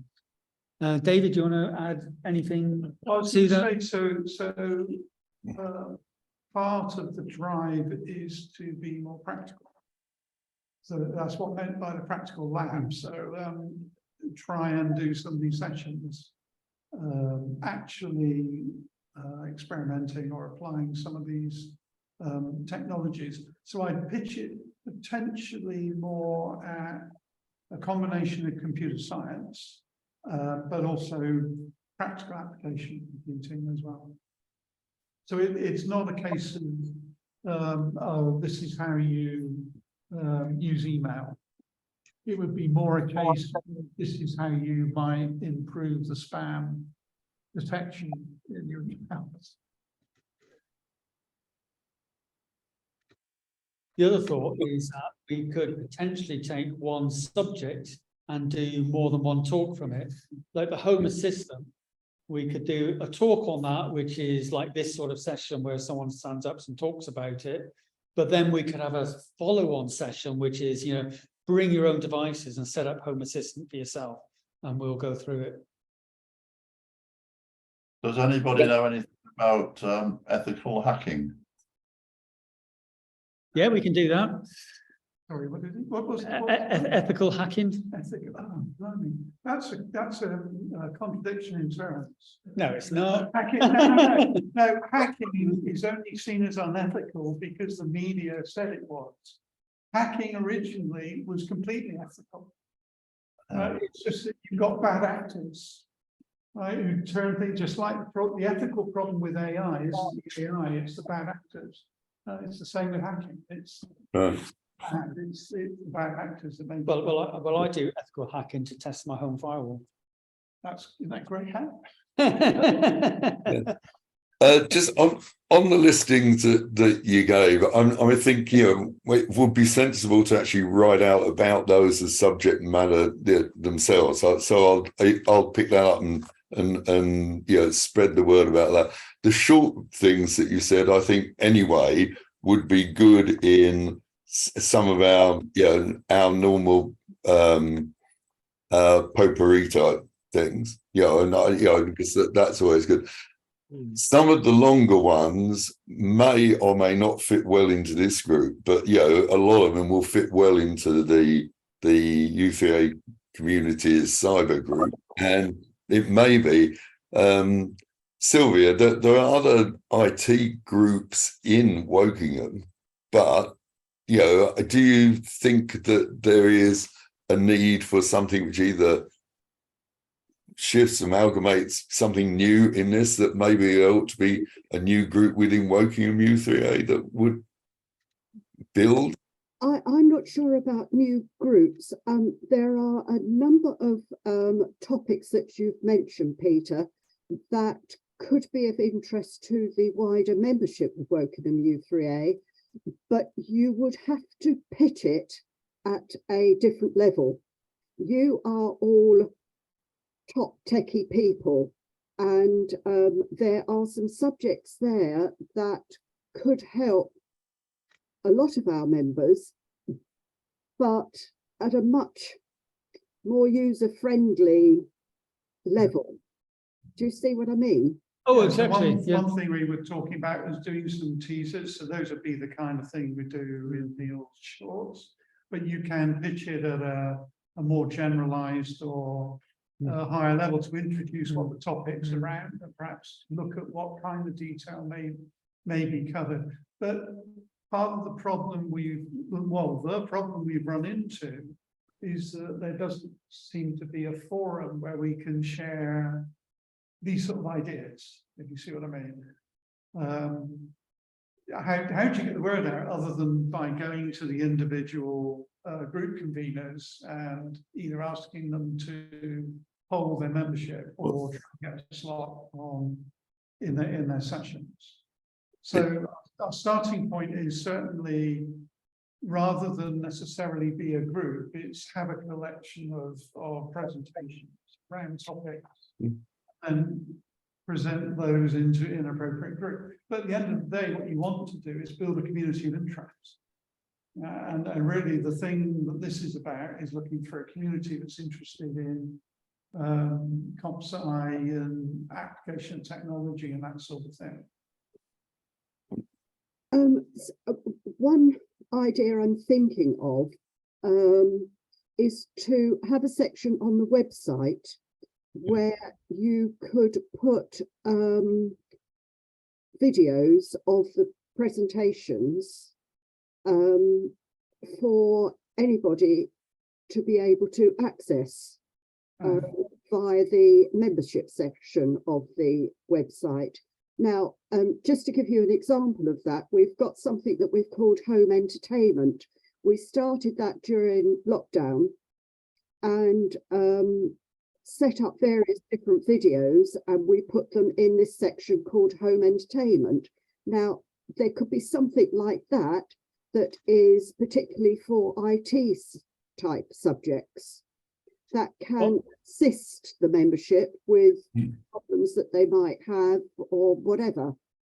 David might have a different view, but my personal view on this is I wouldn't want to like video a talk and then put a video up on a website and take it that the problem solved. I'd rather do the presentation for the interested people so we could interact and talk about aspects of the subject that interests the audience. Why don't you let it go the way you're saying? I think Neil's right. In some ways, if you do a presentation to this group, now this group is a varied group of people, but for example, things I was interested in your presentation were Home Assistant, FPGAs, and something like Docker or containers. Now, they're all quite a mixture of things. But I think the issue here we've got is how do we relate it to what people's information needs are? And that's quite a difficult question you're asking, isn't it? Because you're trying to get an audience, aren't you? Yeah. No, we're trying to get a community of interest, Peter. Okay, well, synergy is one So thing. an audience. That's an audience. That's an audience, David. No, it isn't, Peter. It's quite an important distinction. An audience just sits there and you. Okay. Yeah. Right. But they're going to vote with their feet pretty fast, aren't they, David? You know, they're going to vote with their feet pretty fast. If they're not interested in it, they won't come. But you've got the problem of identifying an audience in some way, not just citted fodder. You're looking for a group of people who are going to be interested in the subject. But you've got the problem of iterating to a solution, haven't you? This will be an iterative process. Yeah, that's right. So you've got to decide where you're going to start on the iteration, is what I'd say to you somehow. I don't know how you're going to do it. Well, but that's what you're going to do. Neil? Well, okay, can I say, going back to what Sylvia and maybe Glynis could be involved in. Yeah, it does seem as though there's something in which the intent maybe there could be some sort of intent on if you had a Facebook page with these are some ideas that we would like a response from. Maybe we could get some response mechanism on some of the subjects. Maybe I wouldn't have a list as long as is there, as long as the one that was actually presented. But if you picked maybe 6 or 8 subjects and just saw whether we could get a community around some of those or all those, get some prioritization within it. Yeah, you might be able to build a community out of it, from interested respondents. Is that something that you think you could put together, set up, or Sylvia, and we could publish to? Now, I've not done it, but isn't there something on Facebook that people can vote in some way? Well, first of all, bear in mind that not everyone uses Facebook. I mean, I certainly don't, for good reasons. So no, but we have to start somewhere. There is. How can you get people to actually respond? Well, I think Neil has done a great job. Neil's done a great job. He gets and so has Steve. They get a lot of people coming pretty regularly to their presentations. You know, maybe 50 to 100 on present, depends on the subject. People vote with their keyboard again or their thing. I don't know whether you think it's sensible on the big outside presentations, we allow a bit of space at the end to discuss this, so you can get a starter that way. I'm with David. I think Facebook is that older people. I don't use Facebook partly because I don't like the potential of them tracking me too much.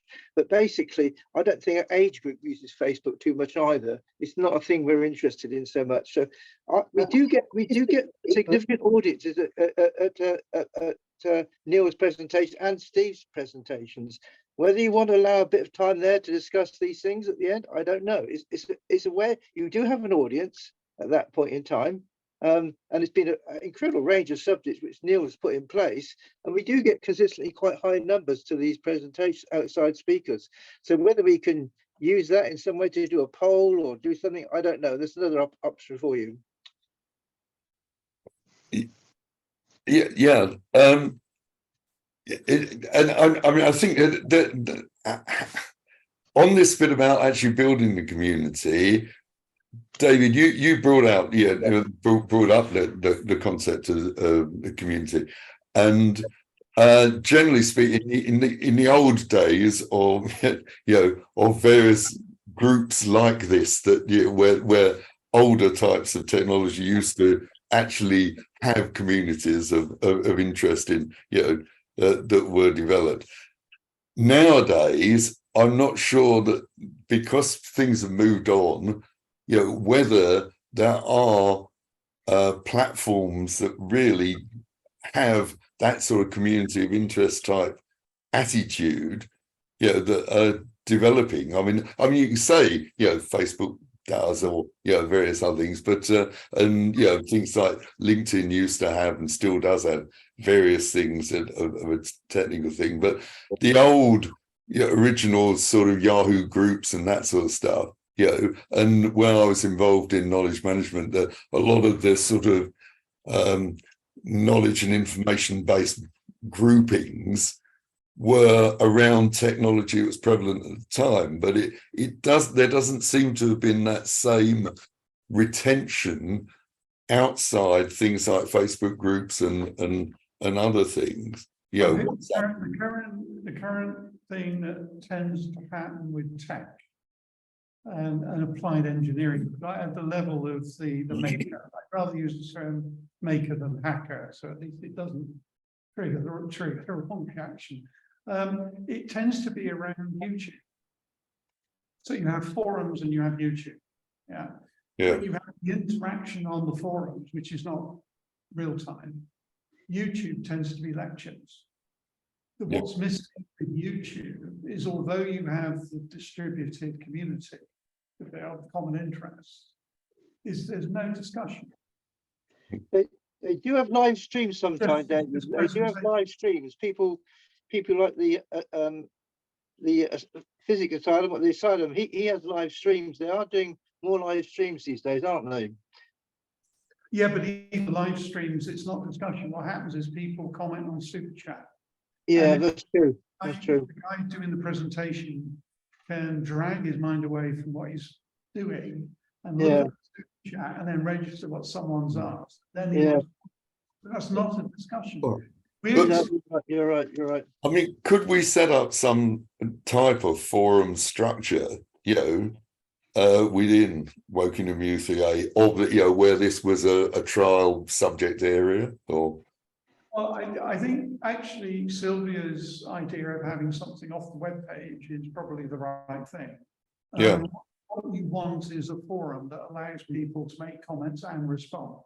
And so what you then have is you've got a focal point, right? And most of these forum systems, you can have topics. So you can have a topic which is about new groups, or a specific topic like the science or what have you. So you can get discussion happening within there, and then it's the next step to establishing who might be interested in a particular topic area is fairly trivial, actually. So that's Yeah. And if we can publicise that well, yeah, then we will get more people to be aware of it, and maybe broaden it out. I mean, Sylvia, do you think that the committee would be concerned if we tried to link to a national group, or to the things like U3A communities groups have developed alongside the actual so I'm not quite sure why we've got a shared screen. Yeah, I was just wanting to show you this. This is a very typical forum that I tend to use. This happens to be on electric. Yeah. But people create topics in here and talk about individual topics and reply and respond and that sort of stuff. It feels to me this is what we need in U3A. I mean, a lot of people, open source use a server called Discord. This is, I don't know who built this sort of software.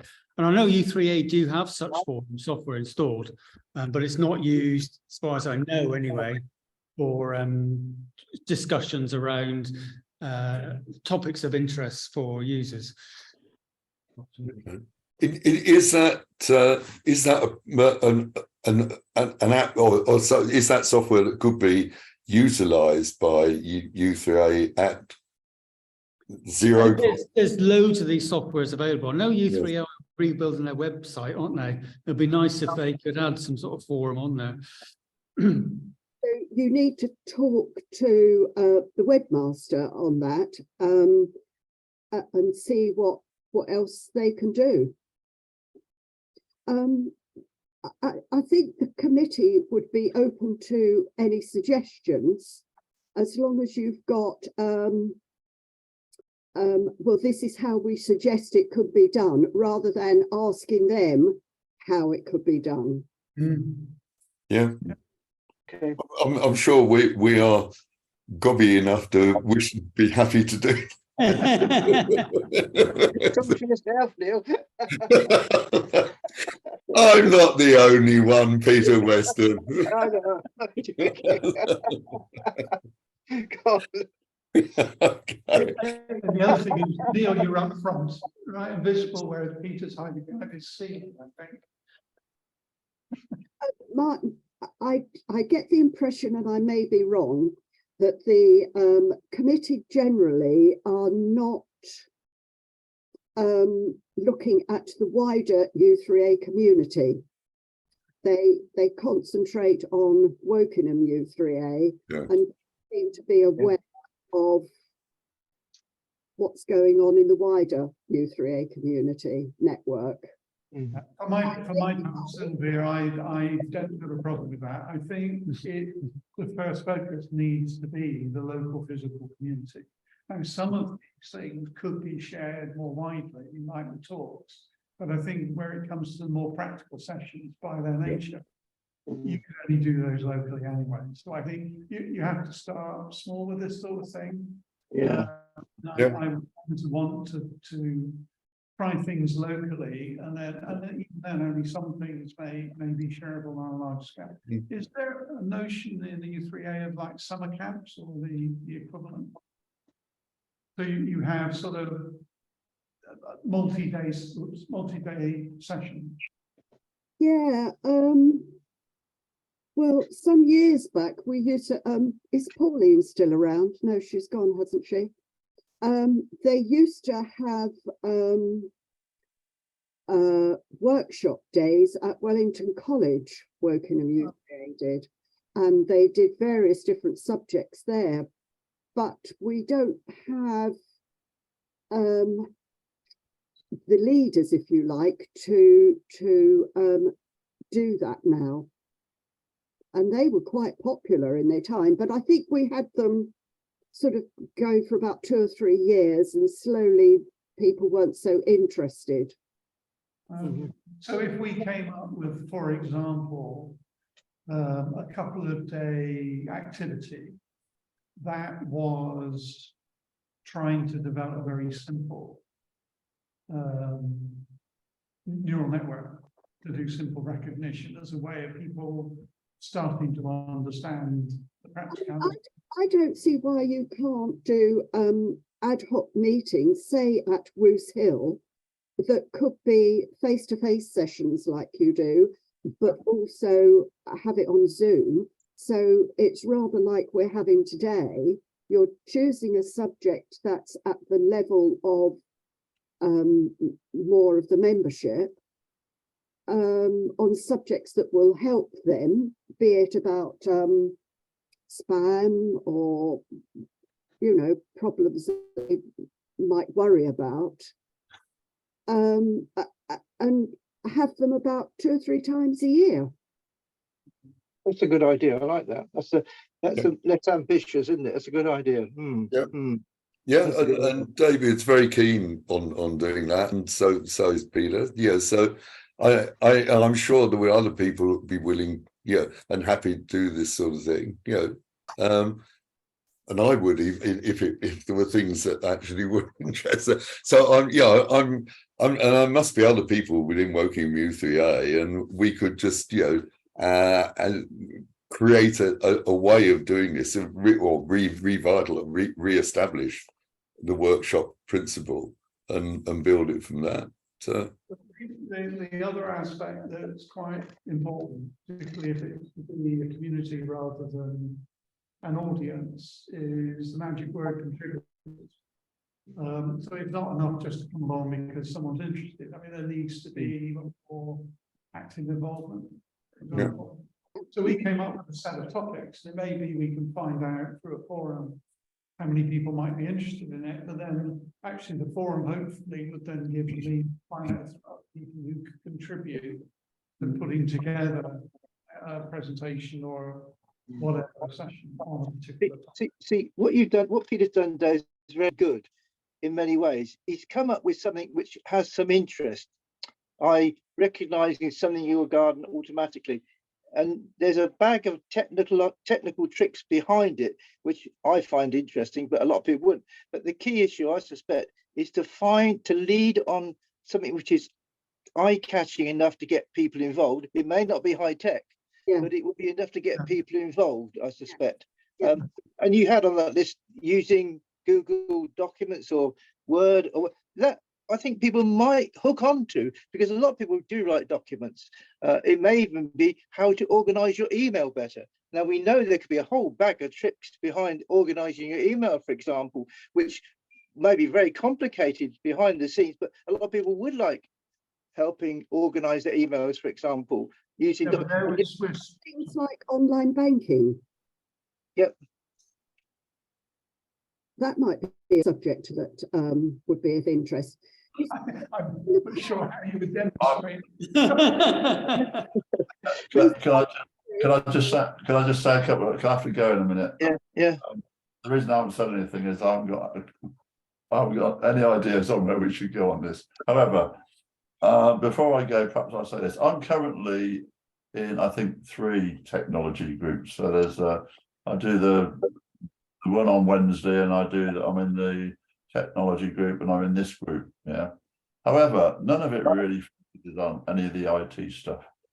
So I think there is space for a group that looks at IT and looks at computers and that sort of stuff.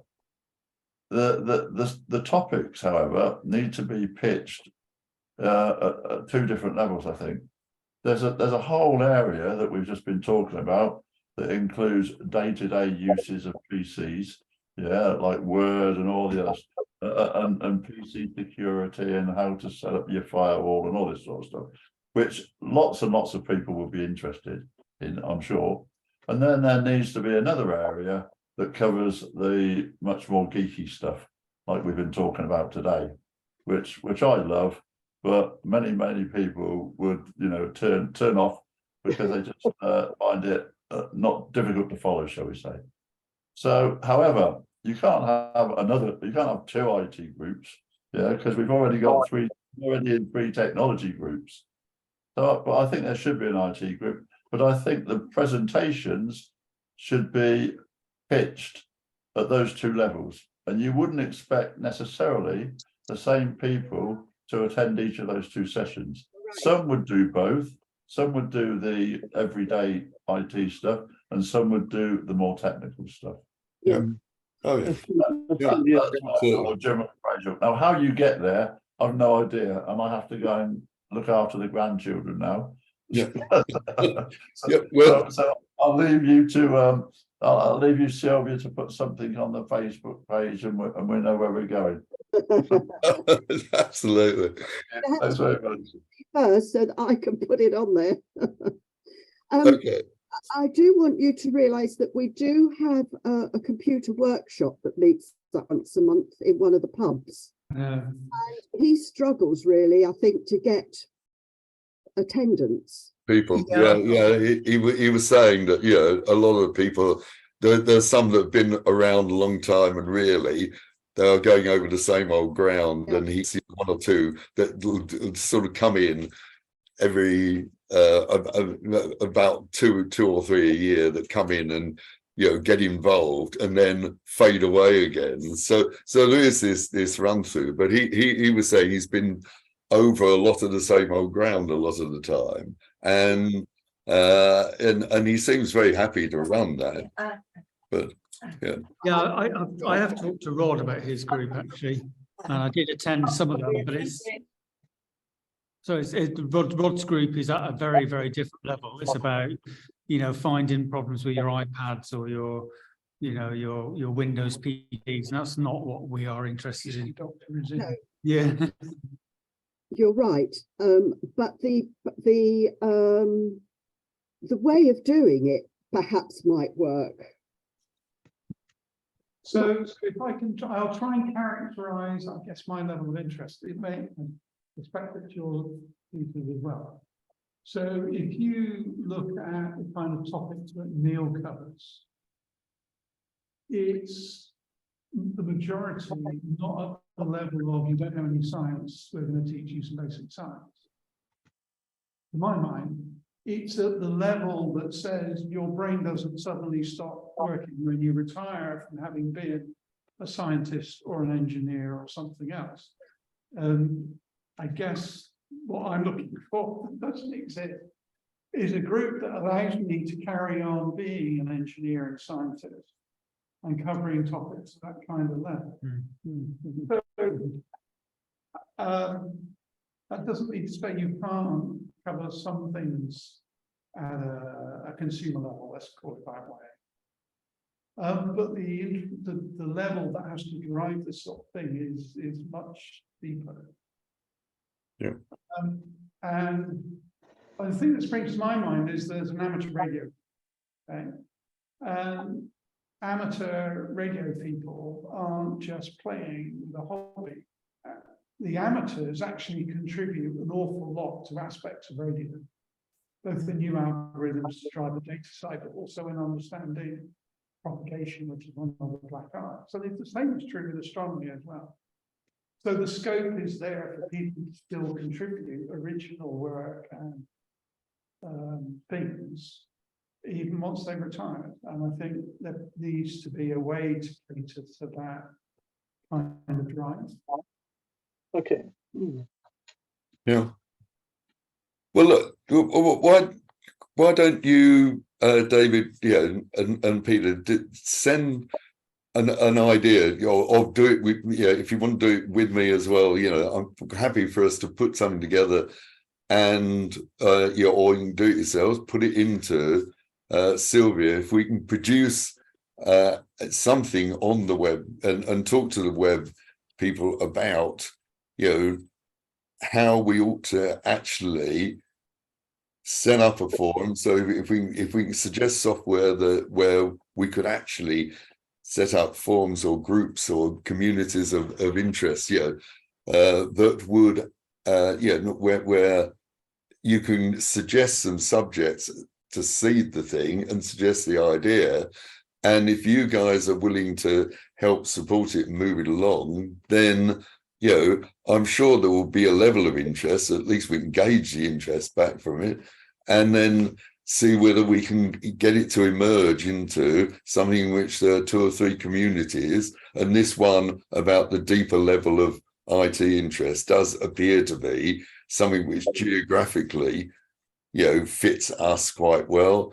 And I'm sure there are quite a lot of people within Wokingham who would want to be would want to be involved in this. And if some part of that can also be communicated at a more median level, then that will also incorporate a larger community, won't it? So, if you are looking for more people to join what you're doing here, you can always do an article for the newsletter.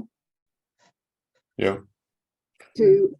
That will go out to all the membership, and you can pitch it at whichever level you want, whatever sort of people you're looking for to join your group here. You can explain the sort of areas that you've covered before, what topics you've done and what you're planning to do in the future, and see and then give them a contact email address for people to be able to contact you if they would like to know more about what you're doing. Yeah. Well, look, if we go and discuss the best way forward on this, and perhaps we can come back to you and to the webmaster about what we would what other bits of kit might be useful to help further this, then that would be excellent. And thank you very much for all your help on this. Well, you've always been brilliant to us, Sylvia. Yeah, no doubt about it. Just one point. We talked at the beginning about the equipment. I've been thinking about that. Apparently on the website in the members area, there's supposed to be a list of all the equipment. Now, I've never found it, but perhaps you guys might be able to look for that and see if you can find it. And the guy that holds the equipment is called David Nobbs. Sorry, And can you spell his surname, please? pardon? Can you spell his surname, please?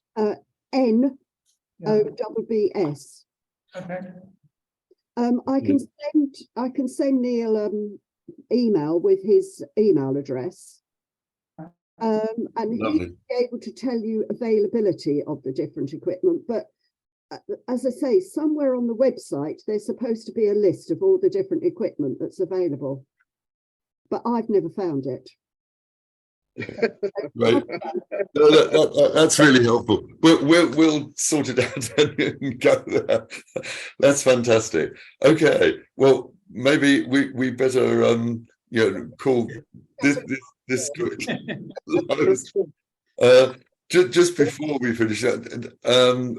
Well, actually, separately, I'll send you a thing about that talk with Miles Thorne at the community centre, because we'd like to try and arrange something. Is Peter Lord still? Oh, yeah.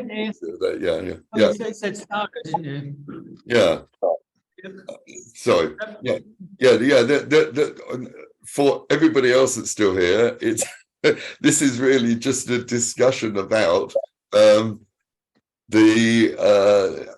what we'd like to do at the community at Wills Hill Community Centre to improve the communications capability. So that basically the Wi-Fi and its stability and its access in various rooms, and at the moment it's at a stage where there's been a change of management of the centre itself.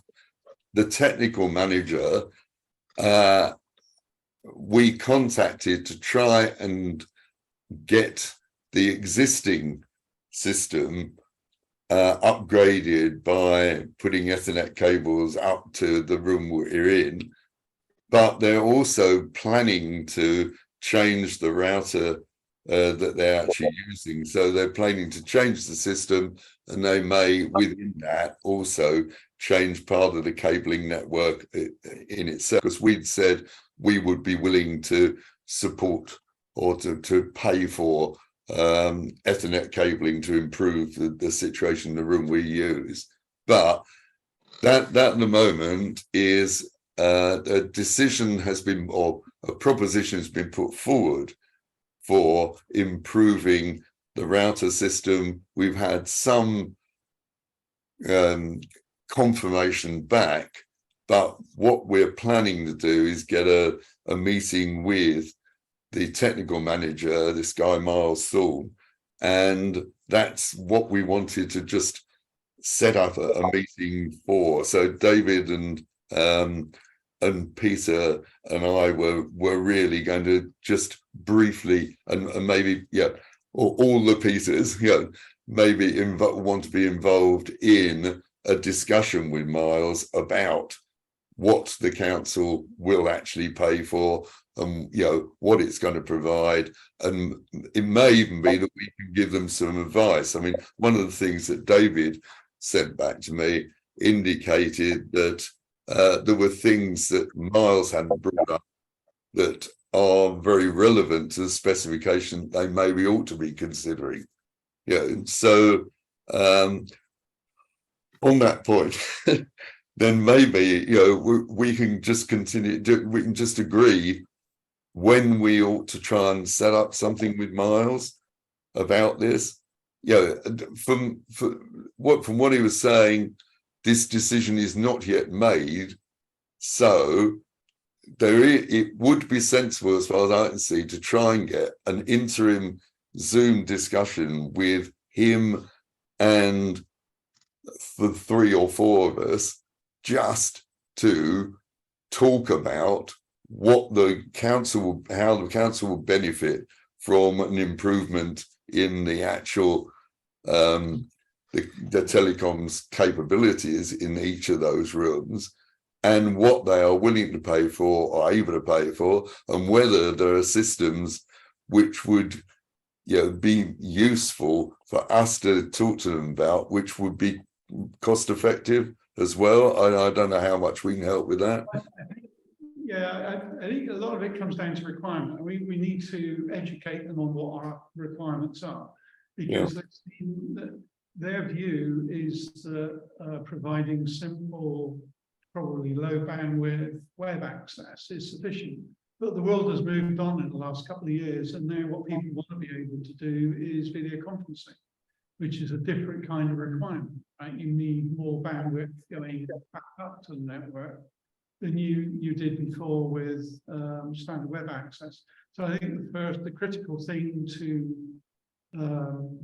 help them understand is what our requirement is as a customer of theirs. Yeah, and also generally the cost of that bandwidth has dropped, and they don't seem to be very aware of that. They're talking about an increase in cost, which shouldn't really be a requirement.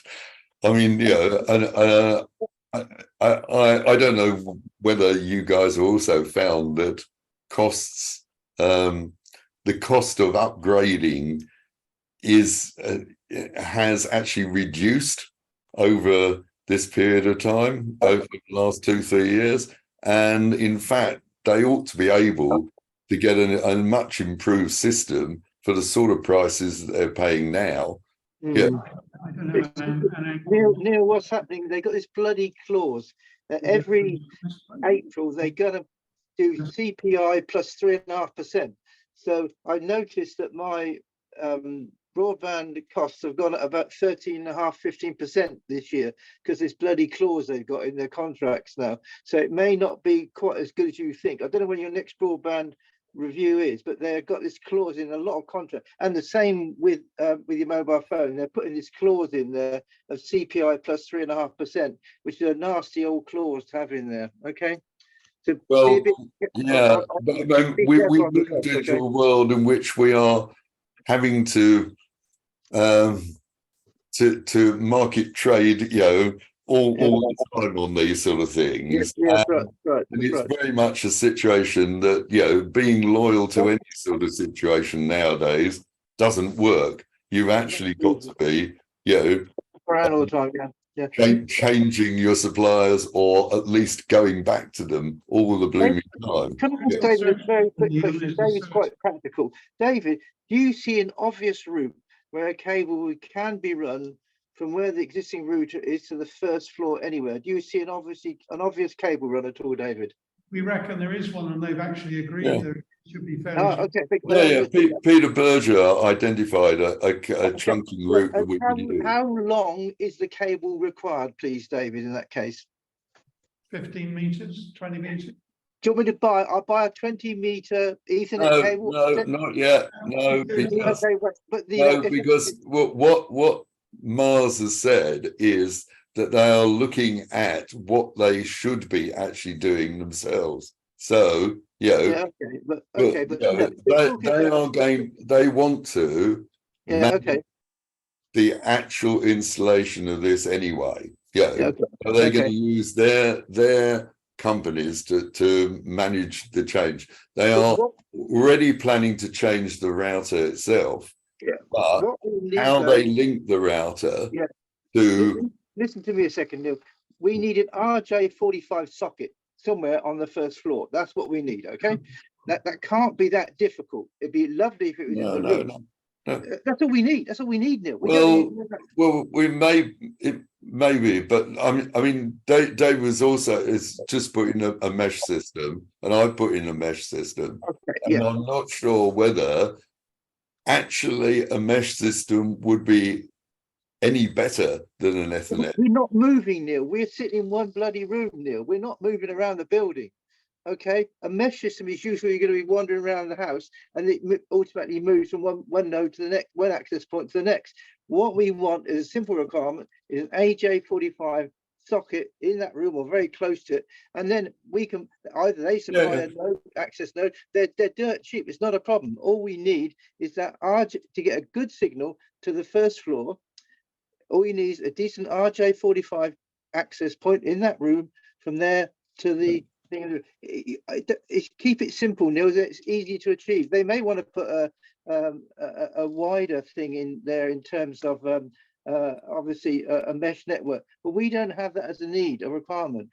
Well, sorry, so Peter, I think what we need to do is identify our need at a level that they can translate that into providing something. Right, yeah, their provisions. They have multiple users, so that it may work better for them.